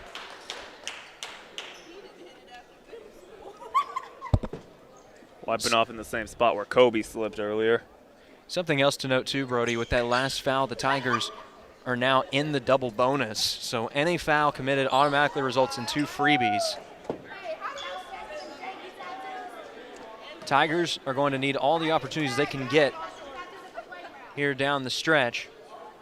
Although they've been making the most of the opportunities they've gotten recently, it's just a 1-possession game.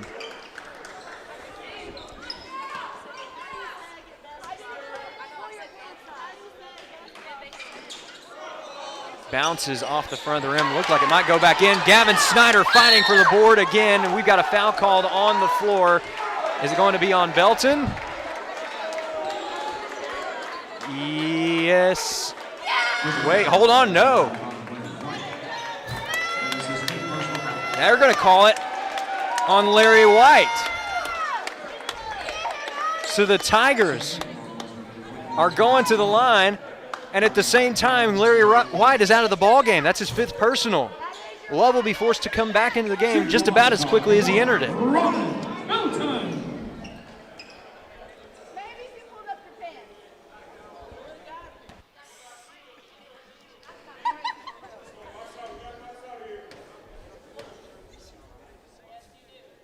First shot from Belton, nothing but net. If you like intense basketball games, today has been the day for you. Ouachita able to hang on and stave off a comeback. Meanwhile, we've got an over-the-back call on Kobe Dunlap. Hold on a second, are they going to call it on Gavin Snyder, actually? They are.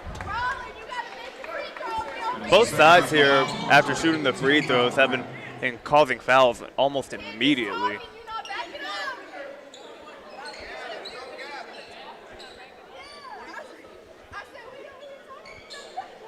Shooting for Northwestern. So it is the 1-and-1 for Northwestern.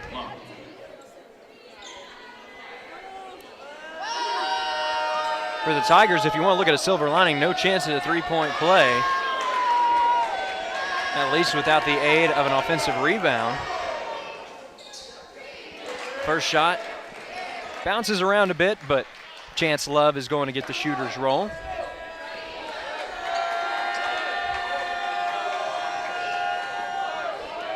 Crowd getting fired up, trying to distract Love.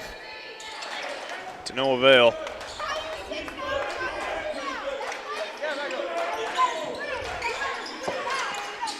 Tigers get it up into Northwestern side.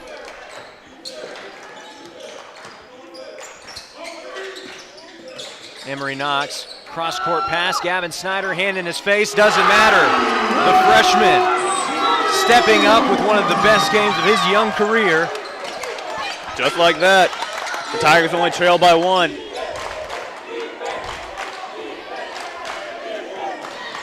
Snyder quickly becoming a household name in Arkadelphia. Meanwhile, got a jump ball call in favor of Northwestern. The possession arrow will go Ouachita's way on the next jump ball. Inbound to Free. Huge triple for the Rangers. We get the 3 points right back. We were talking about how intense it got near the end of the first half and the final couple minutes. Here in the final 6 minutes, it has been a roller coaster. Snyder going to cut right to the hoop, gets the bucket and the foul.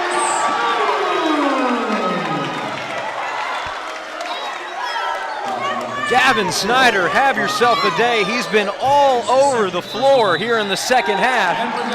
That takes us to the media timeout. But we got a brand new ball game here, folks. 64-62, Northwestern narrowly holding on to the lead. But the Tigers have a chance to take it home when we come back. You're watching Tiger Basketball on the Ouachita Sports Digital Network, presented by Taylor King Law.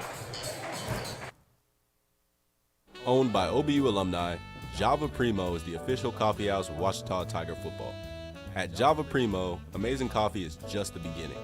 Try our great options at breakfast, lunch, and dinner, and don't forget about our amazing desserts.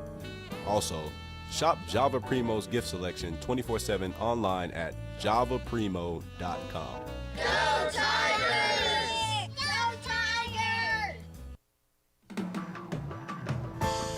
At Berry and Turnage, we specialize in bringing the law to your corner. We are dedicated to understanding what results you want and to helping you understand what actions we can take on your behalf. With over 30 years of experience and a proven track record of success, Berry and Turnage is here to lead you down a path to the results you need. We will work with you every step of the way to make sure that you understand the choices you are making and feel empowered to make them. Berry and Turnage. Serious injuries require serious attorneys. Welcome back to Tiger Basketball on the Ouachita Sports Digital Network. The Alumni Day crowd getting its money's worth and what's shaping up to be an instant classic between the Ouachita Tigers and the Northwestern Rangers. Gavin Snyder, it's been his half. He's currently up to 11 points for the game. That's a career high for the freshman. But he wants a dozen right here on this free throw. He's got it. Also, half a dozen boards to his name in this game. Emory Knox is guarding McDowell. He's going to have to be careful. He's got 4 fouls on the game. Only player to foul out thus far has been Northwestern's Larry White. However, another Ranger in foul trouble is Chance Love, who stepped up with plenty of big shots in this game. Love misses short. No foul called. And now Ouachita with a chance to take the lead. Who else but Gavin Snyder to bring the ball up the floor? He's been locked in all half long. Emory Knox finds Tyler Haynes. Kobe Dunlap waiting for a screen. He's just going to take it off the back iron. Board secured by McDowell.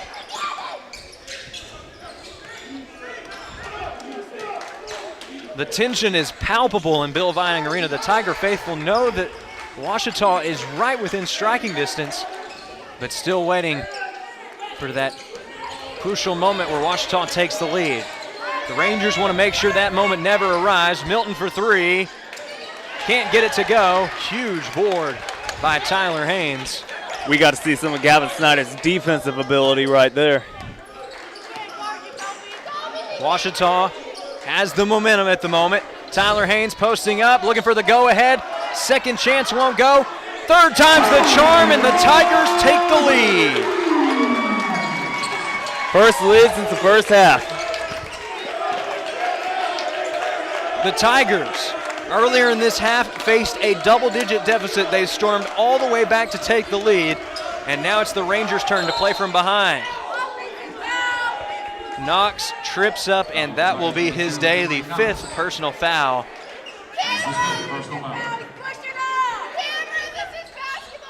How about these Tigers? Despite the outcome of this game, we just got to give the team a bunch of credit. The big comeback against Southwestern a couple days ago, and tonight, no matter the result, they have fought back and just have refused to go down. If I'm Coach Nutt, that's something that I'm proud to see from all my players. And even Coach Nutt was like, Emory, that one's not on you. There's really nothing you can do about that foul call when you slip and fall like that. And the officials are even cleaning up the floor at this moment.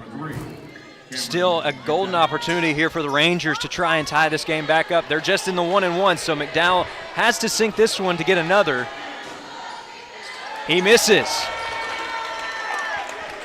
So Ouachita holds on to the lead. Rangers still just one foul away from getting into the double bonus. But Ouachita has a chance to add on. Snyder looking for some space, finds Tyler Haynes. Reggie Martin kicks it over. Huge size mismatch inside. Snyder trying to find a teammate, tries to finish with the left hand. Tyler Haynes with the reverse lay-in. The senior stepping up. It's now a full 3-point lead. Rangers looking for a big shot to at least cut into the deficit, if not tie the game. Ball is tipped away. Last touch by the Tigers. This is an important inbound play coming up. Audrey Winfrey and Micah Russell from the Ouachita women's basketball team on their feet, along with Madeline Tipton and Abby Harrison. Plenty of players sticking around for the exciting conclusion of today's doubleheader. Free gets the biggest three of the game thus far. We got a tie ball game. 67 apiece, people. And Robbie Harmon wants to maintain the momentum. He calls a timeout. As he does that, we're going to take a break ourselves. 58.1 seconds remaining in the ball game, and it's still anyone's for the taking. We're tied up at 67 all here at Bill Vining Arena, and you're watching Tiger basketball on the Ouachita Sports Digital Network. I'm Rex Horn, the Interim Executive Director of the Arkansas Baptist State Convention, and today I'm joined by my friend Dylan, who's an attorney with the Arkansas Baptist Foundation, with an important word for you. The foundation is here to help you support your Ouachita Tigers. If you'd like to create an estate plan that supports Ouachita and its mission, or learn about other giving opportunities, please contact us using the information below.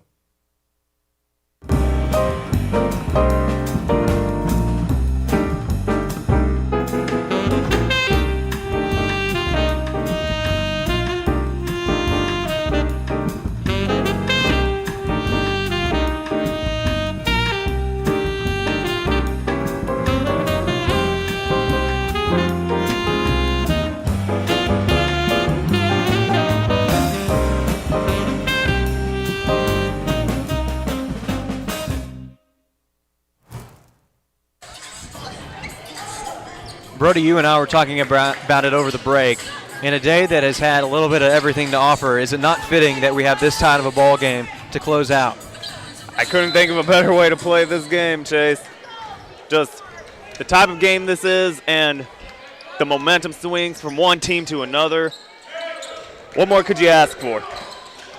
Only thing I could think of is a Tiger victory as Reggie Martin draws the foul on the floor, so he is going to get a chance for two at the line.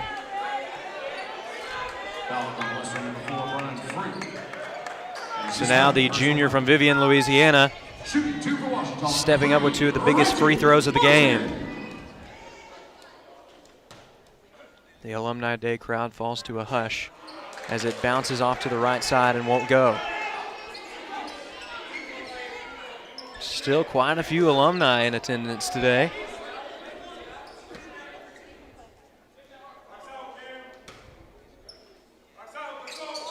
Second shot.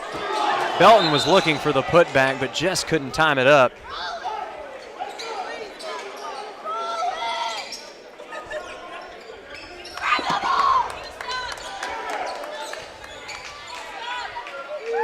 You could tell that the Tiger crowd was about ready to explode with a big play there, but now the ball quite literally is in the Rangers' court. They've got a chance to take the lead. We can truly feel the tensions rising here. Snyder fights for the board and comes away with it. Who else but the freshman? The Tigers, there's less than a second separating the shot clock and the game clock. Ouachita knows that. Shot clock and game clock are now dead, and Ouachita is going to try and hold for the final shot. Timeout called by Dennis Nutt.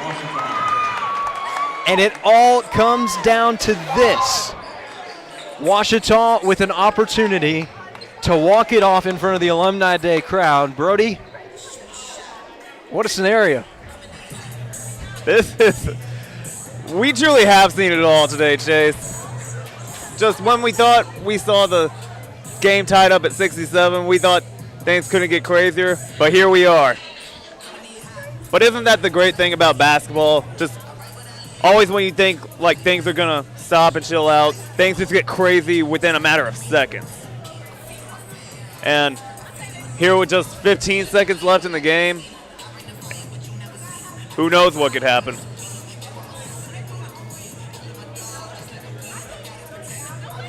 Earlier in the half, Northwestern Oklahoma State had a 17-point advantage. That was at the 11:05 mark.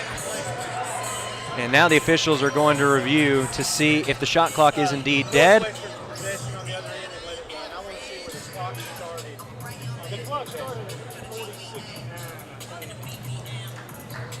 There was less than a second separating the shot and game clock.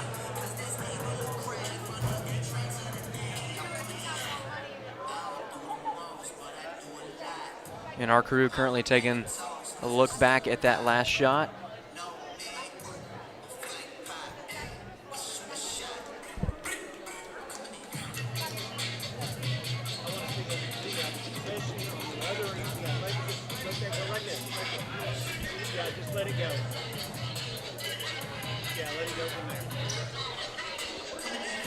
While we're sitting here, Chase, something that happens here, if the scenario plays out the way that it did, if you're Washita here, try to hold on to the ball at least until the last 5 seconds. Well, and the benefit for Washita is that Northwestern has also used all of its timeouts, so you can advance the ball up to half court. There's really nothing working against you to hold it off until that last second unless you want a second opportunity. But for Northwestern, the Rangers know that their backs are against the wall right now, and they're going to have to make a big stand to avoid sending this game to overtime.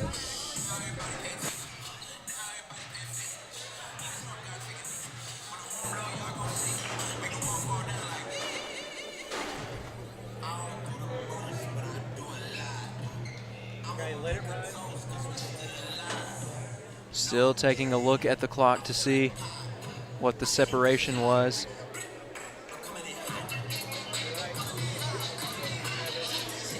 Right there, I can't see what that shot, there's a logo. What's the game clock? Yeah, what is that game clock?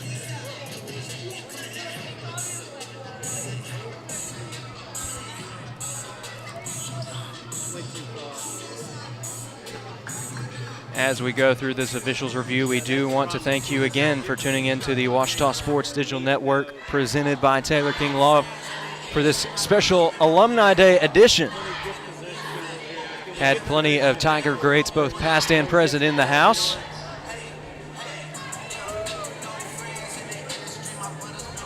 Had some great basketball today. Earlier in the day, the women's team knocking off the number 18 team in the country by a score of 87-80.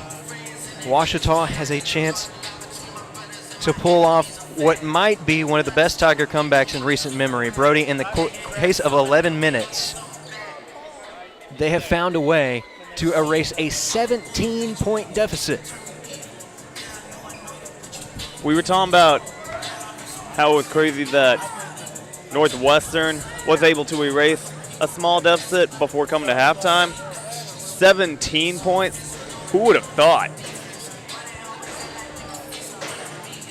I cannot imagine how demoralizing that was for Northwestern and their players. It's worth remembering, though, that this is a top 3 team in the Great American Conference, and they're there for a reason. This team has won 9 games in GAC play this year.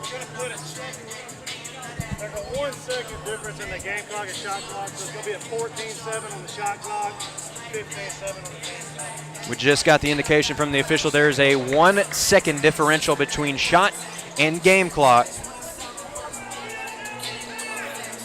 which means that the Tigers can hold it to 1 second.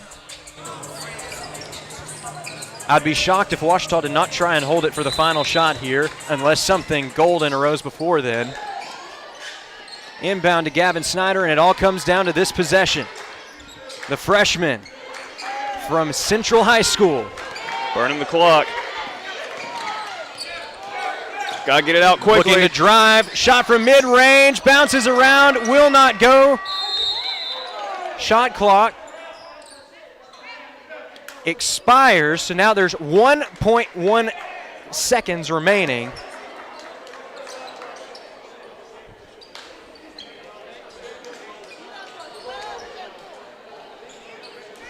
And we are waiting. They're going to go ahead and say that's the end of regulation. Run the final 1.1 seconds off the clock. Now we've got free basketball coming up here on the Ouachita Sports Digital Network. So don't go anywhere. The exciting conclusion of this matchup between Northwestern, Oklahoma State, and Ouachita is on the way right here on the Ouachita Sports Digital Network. In life, things aren't scripted.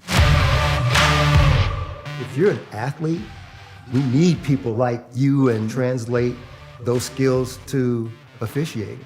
You can get a lot out of it. It happens in every town, in every game.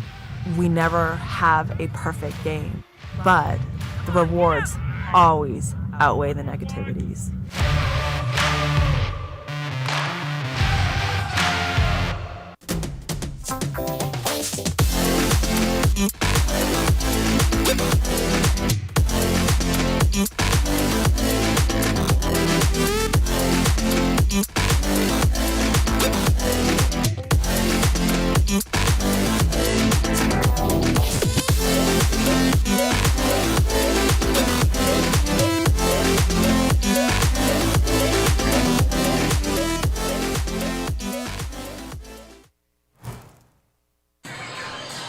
Welcome back to Bill Vining Arena for free basketball on the Ouachita Sports Digital Network, presented by Taylor King Law. This is Chase Hartzell, joined by Brody Kriegel. And Brody, this game was so good that these two teams decided 40 minutes wasn't enough. Let's add on 5 more. At this point, it's about who wants it more. Northwestern demoralized about giving up the big lead. Ouachita, so much energy from an incredible comeback attempt. Got a loose ball foul, so in a matter of seconds, the Rangers have a chance to take the lead. That time, Brody, it looked like the Tigers were drawing up what they used in the game a few weeks ago when they did the alley-oop to Roland Belton to start out the contest. That was in a win against East Central.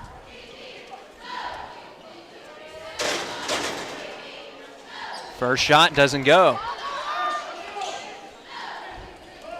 Chance Love, he is in a bit of foul trouble. He has 4 on the game, and the Rangers would love to keep him in it. He is second on the team in scoring now with 17 points. Still plenty of time for Ouachita to erase that 1-point deficit, and we have a foul called on Love. That is going to be his day.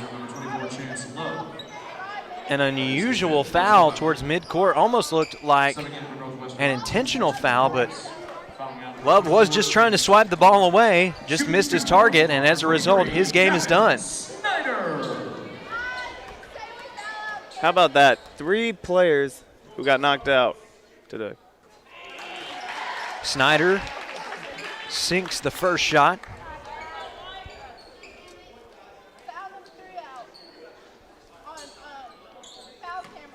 And both of the foul outs for the Rangers at the same position at forward. Shabangu does secure the board for Northwestern Oklahoma State, and in a matter of seconds, we are once again tied up. This time at 68 all. Costly mistake as he drags his foot. And now the Tigers with a chance to take the lead. Ever since Northwestern's given up that small deficit, it's just been these little mistakes that have been the reasoning for giving up the big lead and why we're in overtime here. Reggie Martin with a strong finish. Falling away, but he finds a way to sink the shot to take the lead.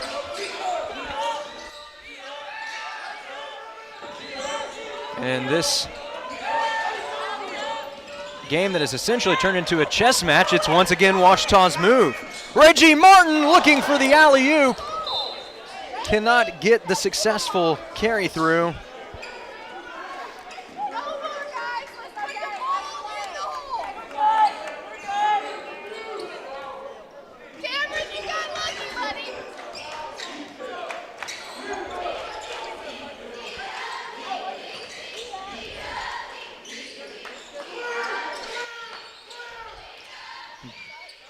Kick to the corner, thought about pulling up. Free will pull up, nothing but net for the Ranger guard, and Northwestern has the lead.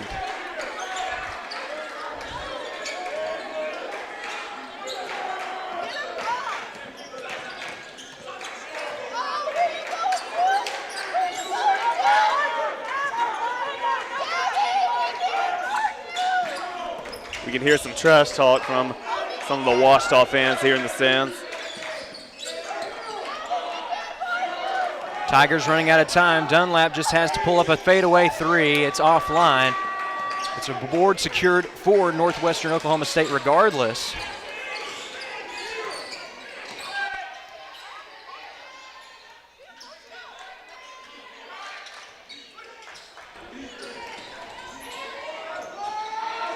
Contested shot will fall for Milton. It's been quite the day for Marquise Milton, and he's favoring that right leg a little bit. Gavin Snyder is able to shake off the defense. Tigers need to get some points back in a hurry. Taryn Williams trying to set a screen. Can't cause the proper disruption. Snyder driving right to the hoop, finds a way to finish from the left block. It's just been that kind of day for the freshman. And he's got this game back to a 1-point lead for the Rangers. Left-hand finish from Milton, and he says right back at you, Gavin Snyder.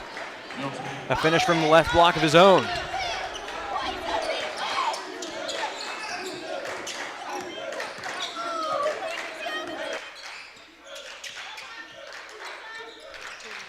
Snyder kicks it out to Martin. Now back to Snyder. He's got the hot hand for the Tigers. Kick to the corner. That's Taryn Williams. He finds Reggie Martin, but his pass is stolen away in transition. One-hand jam from Cam McDowell. That's got to be a momentum booster for Northwestern Oklahoma State in the final minute and a half. But the Tigers keep chugging along. Triple from the corner is offline. And now Northwestern opting to slow down the tempo. Northwestern looks to have been taking control. Kobe Dunlap charged with his first personal foul.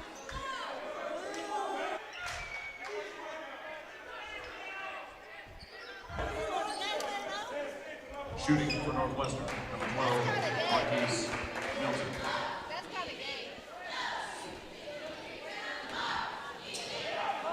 Milton will sink the first, and he has been quite the leader for his team here today. Second on the team in scoring with 17 points. That number will not improve. Washita needing some good shots and needing them in a hurry. Pass inside to Belton, has his pocket picked, but do have a reach-in foul called on the floor.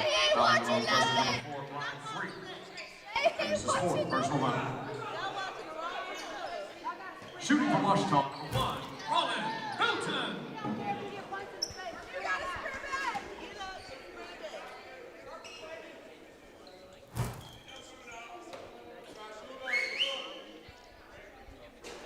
First shot bounces around off the front iron, and you could hear the collective exhale of the Tiger faithful. Still 66 seconds to work with, so if the Tigers could cut this to a 4-point deficit, that would be huge.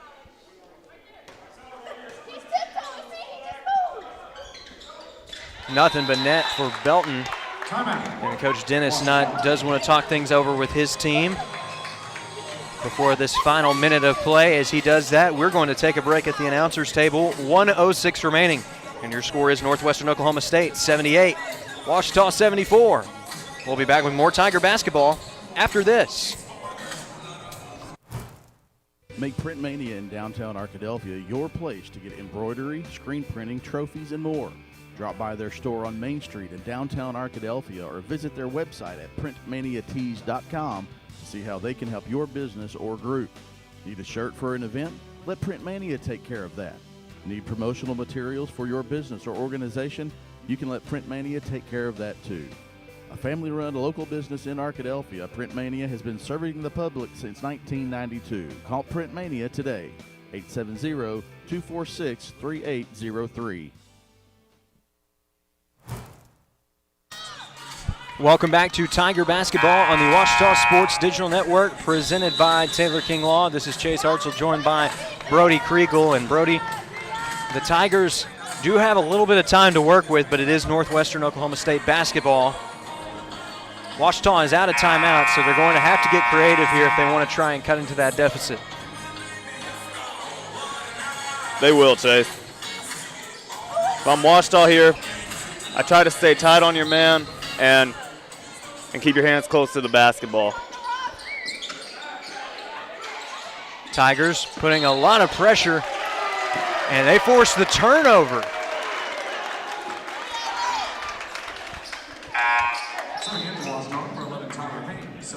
Just got done talking about staying tight on your man. That's what helped contribute to the turnover there. Off the ball foul was called.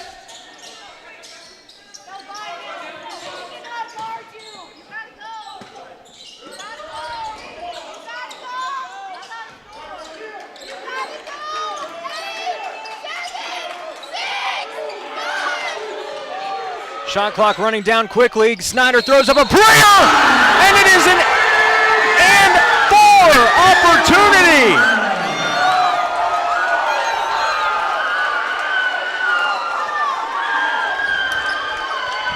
They're going to be writing ballads about this kid before this game's over.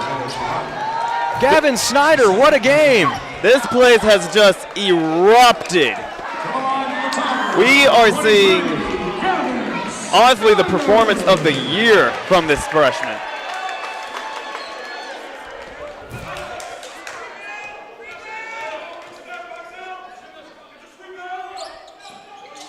Gavin Snyder, ice water in his veins. He has tied up this game at 78 all.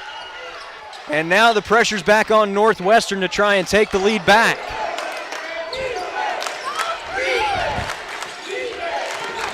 Here in the last 30 seconds. Time to play smart. Can't get the foul call. McDowell helps the Tigers take the lead, and now Northwestern wants to talk things over. Timeout. Northwestern. 0.8 seconds separating shot clock and game clock. So, Brody, you think the Tigers try to hold for the last shot here, or do they try and get a basket as quick as possible?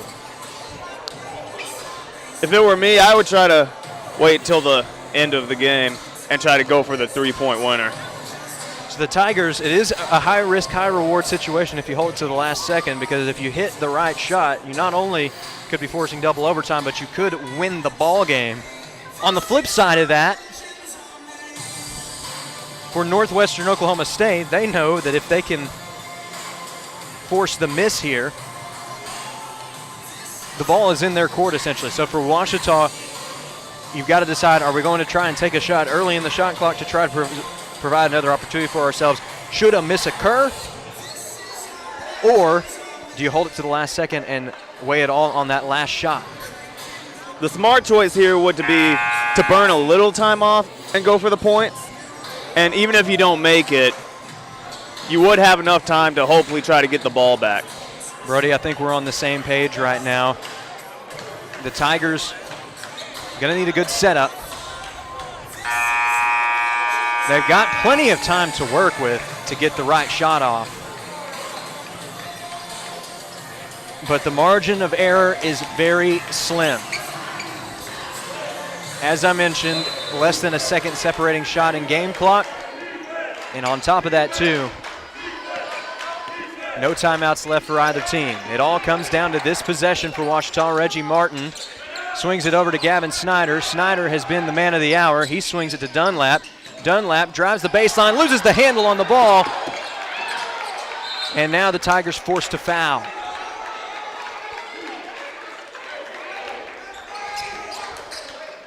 Foul on the Tigers, number 11, Tyler Haynes. That is his fourth, personal foul.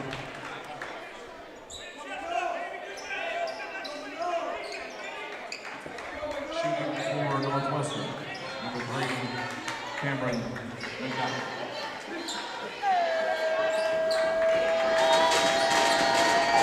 Huge shot coming up here. It's the double bonus for the Rangers. This place is rumbling. First shot, nothing but net for Cameron McDowell. He needs to sink this next one to make it a 2-possession lead. Tigers opting to go for MJ Leslie down the stretch. Tigers hoping for a miss here to have a chance at a tie.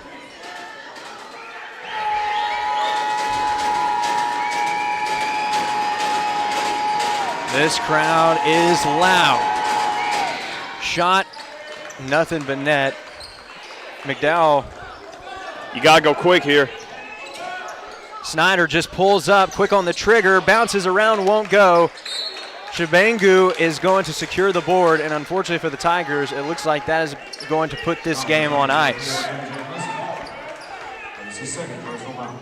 You can see the visible disappointment on the faces of the Tiger bench, led by Coach Dennis Nutt. You can also see it on the faces of the fans here in attendance at Bill Vining Arena.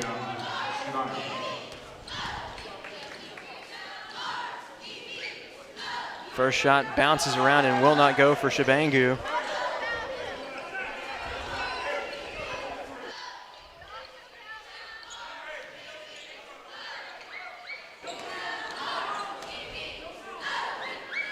Second shot is also off the mark. Reggie Martin just going to have to throw one up in a hurry. Shot is on line, does not go, and it doesn't matter because time has expired, and the Northwestern Rangers hang on to defeat the Ouachita Tigers 82-78. The Tigers return to home court action here in Bill Vining Arena on Saturday, February 17th, as they host the Wonder Boys of Arkansas. Heartbreak for Ouachita to wrap up Alumni Day, but Brody, there is a point in the second half where it looked like the Tigers had no chance of even forcing overtime. But that's exactly what they did, overcame a 17-point deficit to force those extra 5 minutes. Brought it down to the final minute, final 30 seconds really. Just ended up coming up a little bit short this time. And again, big props to Coach Dennis Nutt. There was a point where it seemed like Ouachita was out of this game and Northwestern was just going to carry this one away. The momentum was in their favor. They were scoring points. They were getting the ball back on defense. But what an effort we saw from the Tigers here today. Although in the end they came up short, their tenacity is what made this game an instant classic.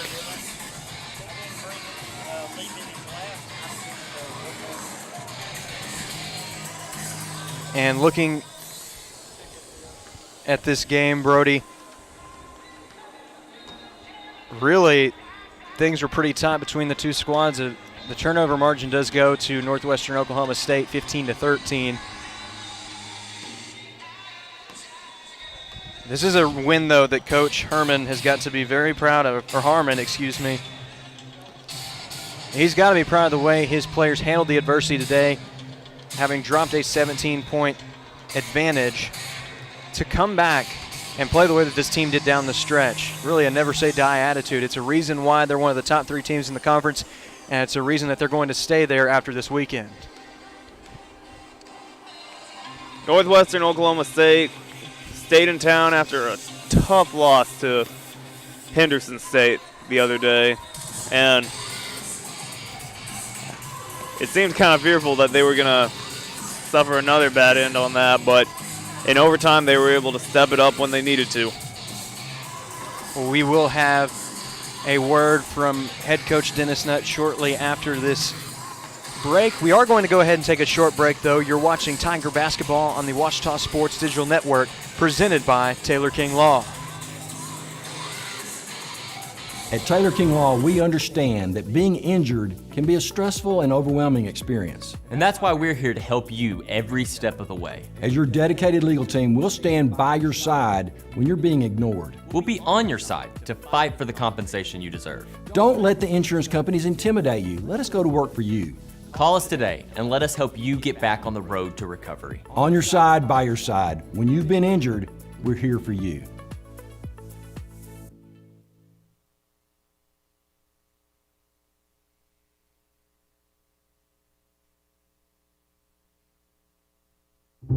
I've heard people say, "Oh, a cheetah." Oh, Wichita. Achita. Oh, Achita. Is it pronounced Oakita? Searching for Washita Baptist University. Back in Texas, everybody pronounces it Wichita, but really, it's Washita. Washita. Washita. How would you pronounce it? Washita. Washita. It's Washita Baptist University. Get it right. It's Washita, people. It's Washita. Washita. Owned by OBU alumni, Java Primo is the official coffee house of Washita Tiger football. At Java Primo, amazing coffee is just the beginning. Try our great options at breakfast, lunch, and dinner, and don't forget about our amazing desserts. Also, shop Java Primo's gift selection 24/7 online at javaprimo.com. Go Tigers! Go Tigers! Welcome back to Bill Vining Arena for the Tiger basketball postgame show here on the Washita Sports Digital Network. This is Chase Hartzell, joined by Washita head coach Dennis Nutt. And, Coach, a tough defeat here at home, but this was a game that at the midway point of the second half looked like it was already in hand. What did you see from your team in terms of a fighting spirit going down the stretch? Well, I mean, I like that part. We really fought back and gave ourselves a chance to win it. But, give them a 17-point lead. I mean, I just told the guys, you're asking for a hard road to come back from that. But, give our guys credit. We came back, gave ourselves a chance to win it. But just down the stretch, man, you got to get stops when you need it. And had a couple defensive mistakes and let Free kind of get going there and made a couple shots that hurt us. One player who did step up for Washita in more ways than one was Gavin Snyder. He was not only making the shots down the stretch, but he was fighting for every rebound that he got. What did you see from the freshman's performance? I saw heart. I saw real heart. I saw a guy that's very competitive, and he deserves to be on the floor. He needs to play more minutes, and effort like that, he's going to get it. But I was proud of him. He hung in there and kind of gave us the energy and the life we needed. You're right, with all those little offensive rebounds, and he's usually the smallest guy on the floor, but he got the biggest heart, and I'm proud of him. From your perspective, who were some other players that really helped out down the stretch to make this a competitive game, and even though came up a little bit short, provided that opportunity to try a win at the end of the ball game? I thought Rollin did some good things for us, get us some good rebounds, and hit us some baskets down low. But the guys that we need out there on the floor, had a lot of guys just didn't perform up to their capabilities, and that's the part's kind of disappointing. You got a home game right here in front of you, and we need to win. If we're talking about playoff implications, so it's a tough one, tough pill to swallow. Coach, what do you hope your team takes away from a game like this, where you don't get the result that you want, but you battle back to provide an opportunity to get to that situation? Well, you love that part. You love that they don't quit. They keep themselves in it. 17 down, we could have really dropped it, and they could have got up to 30, but we stayed with it. I like that part. That's the fight that you got to have. But, going a little bit back before that, how do you get down 17? That's the part that's disappointing. All right, well, thank you, Coach, and You hopefully bet. better luck next time out for the Tigers, and we'll see you right back here next week. Sounds good. Thank you.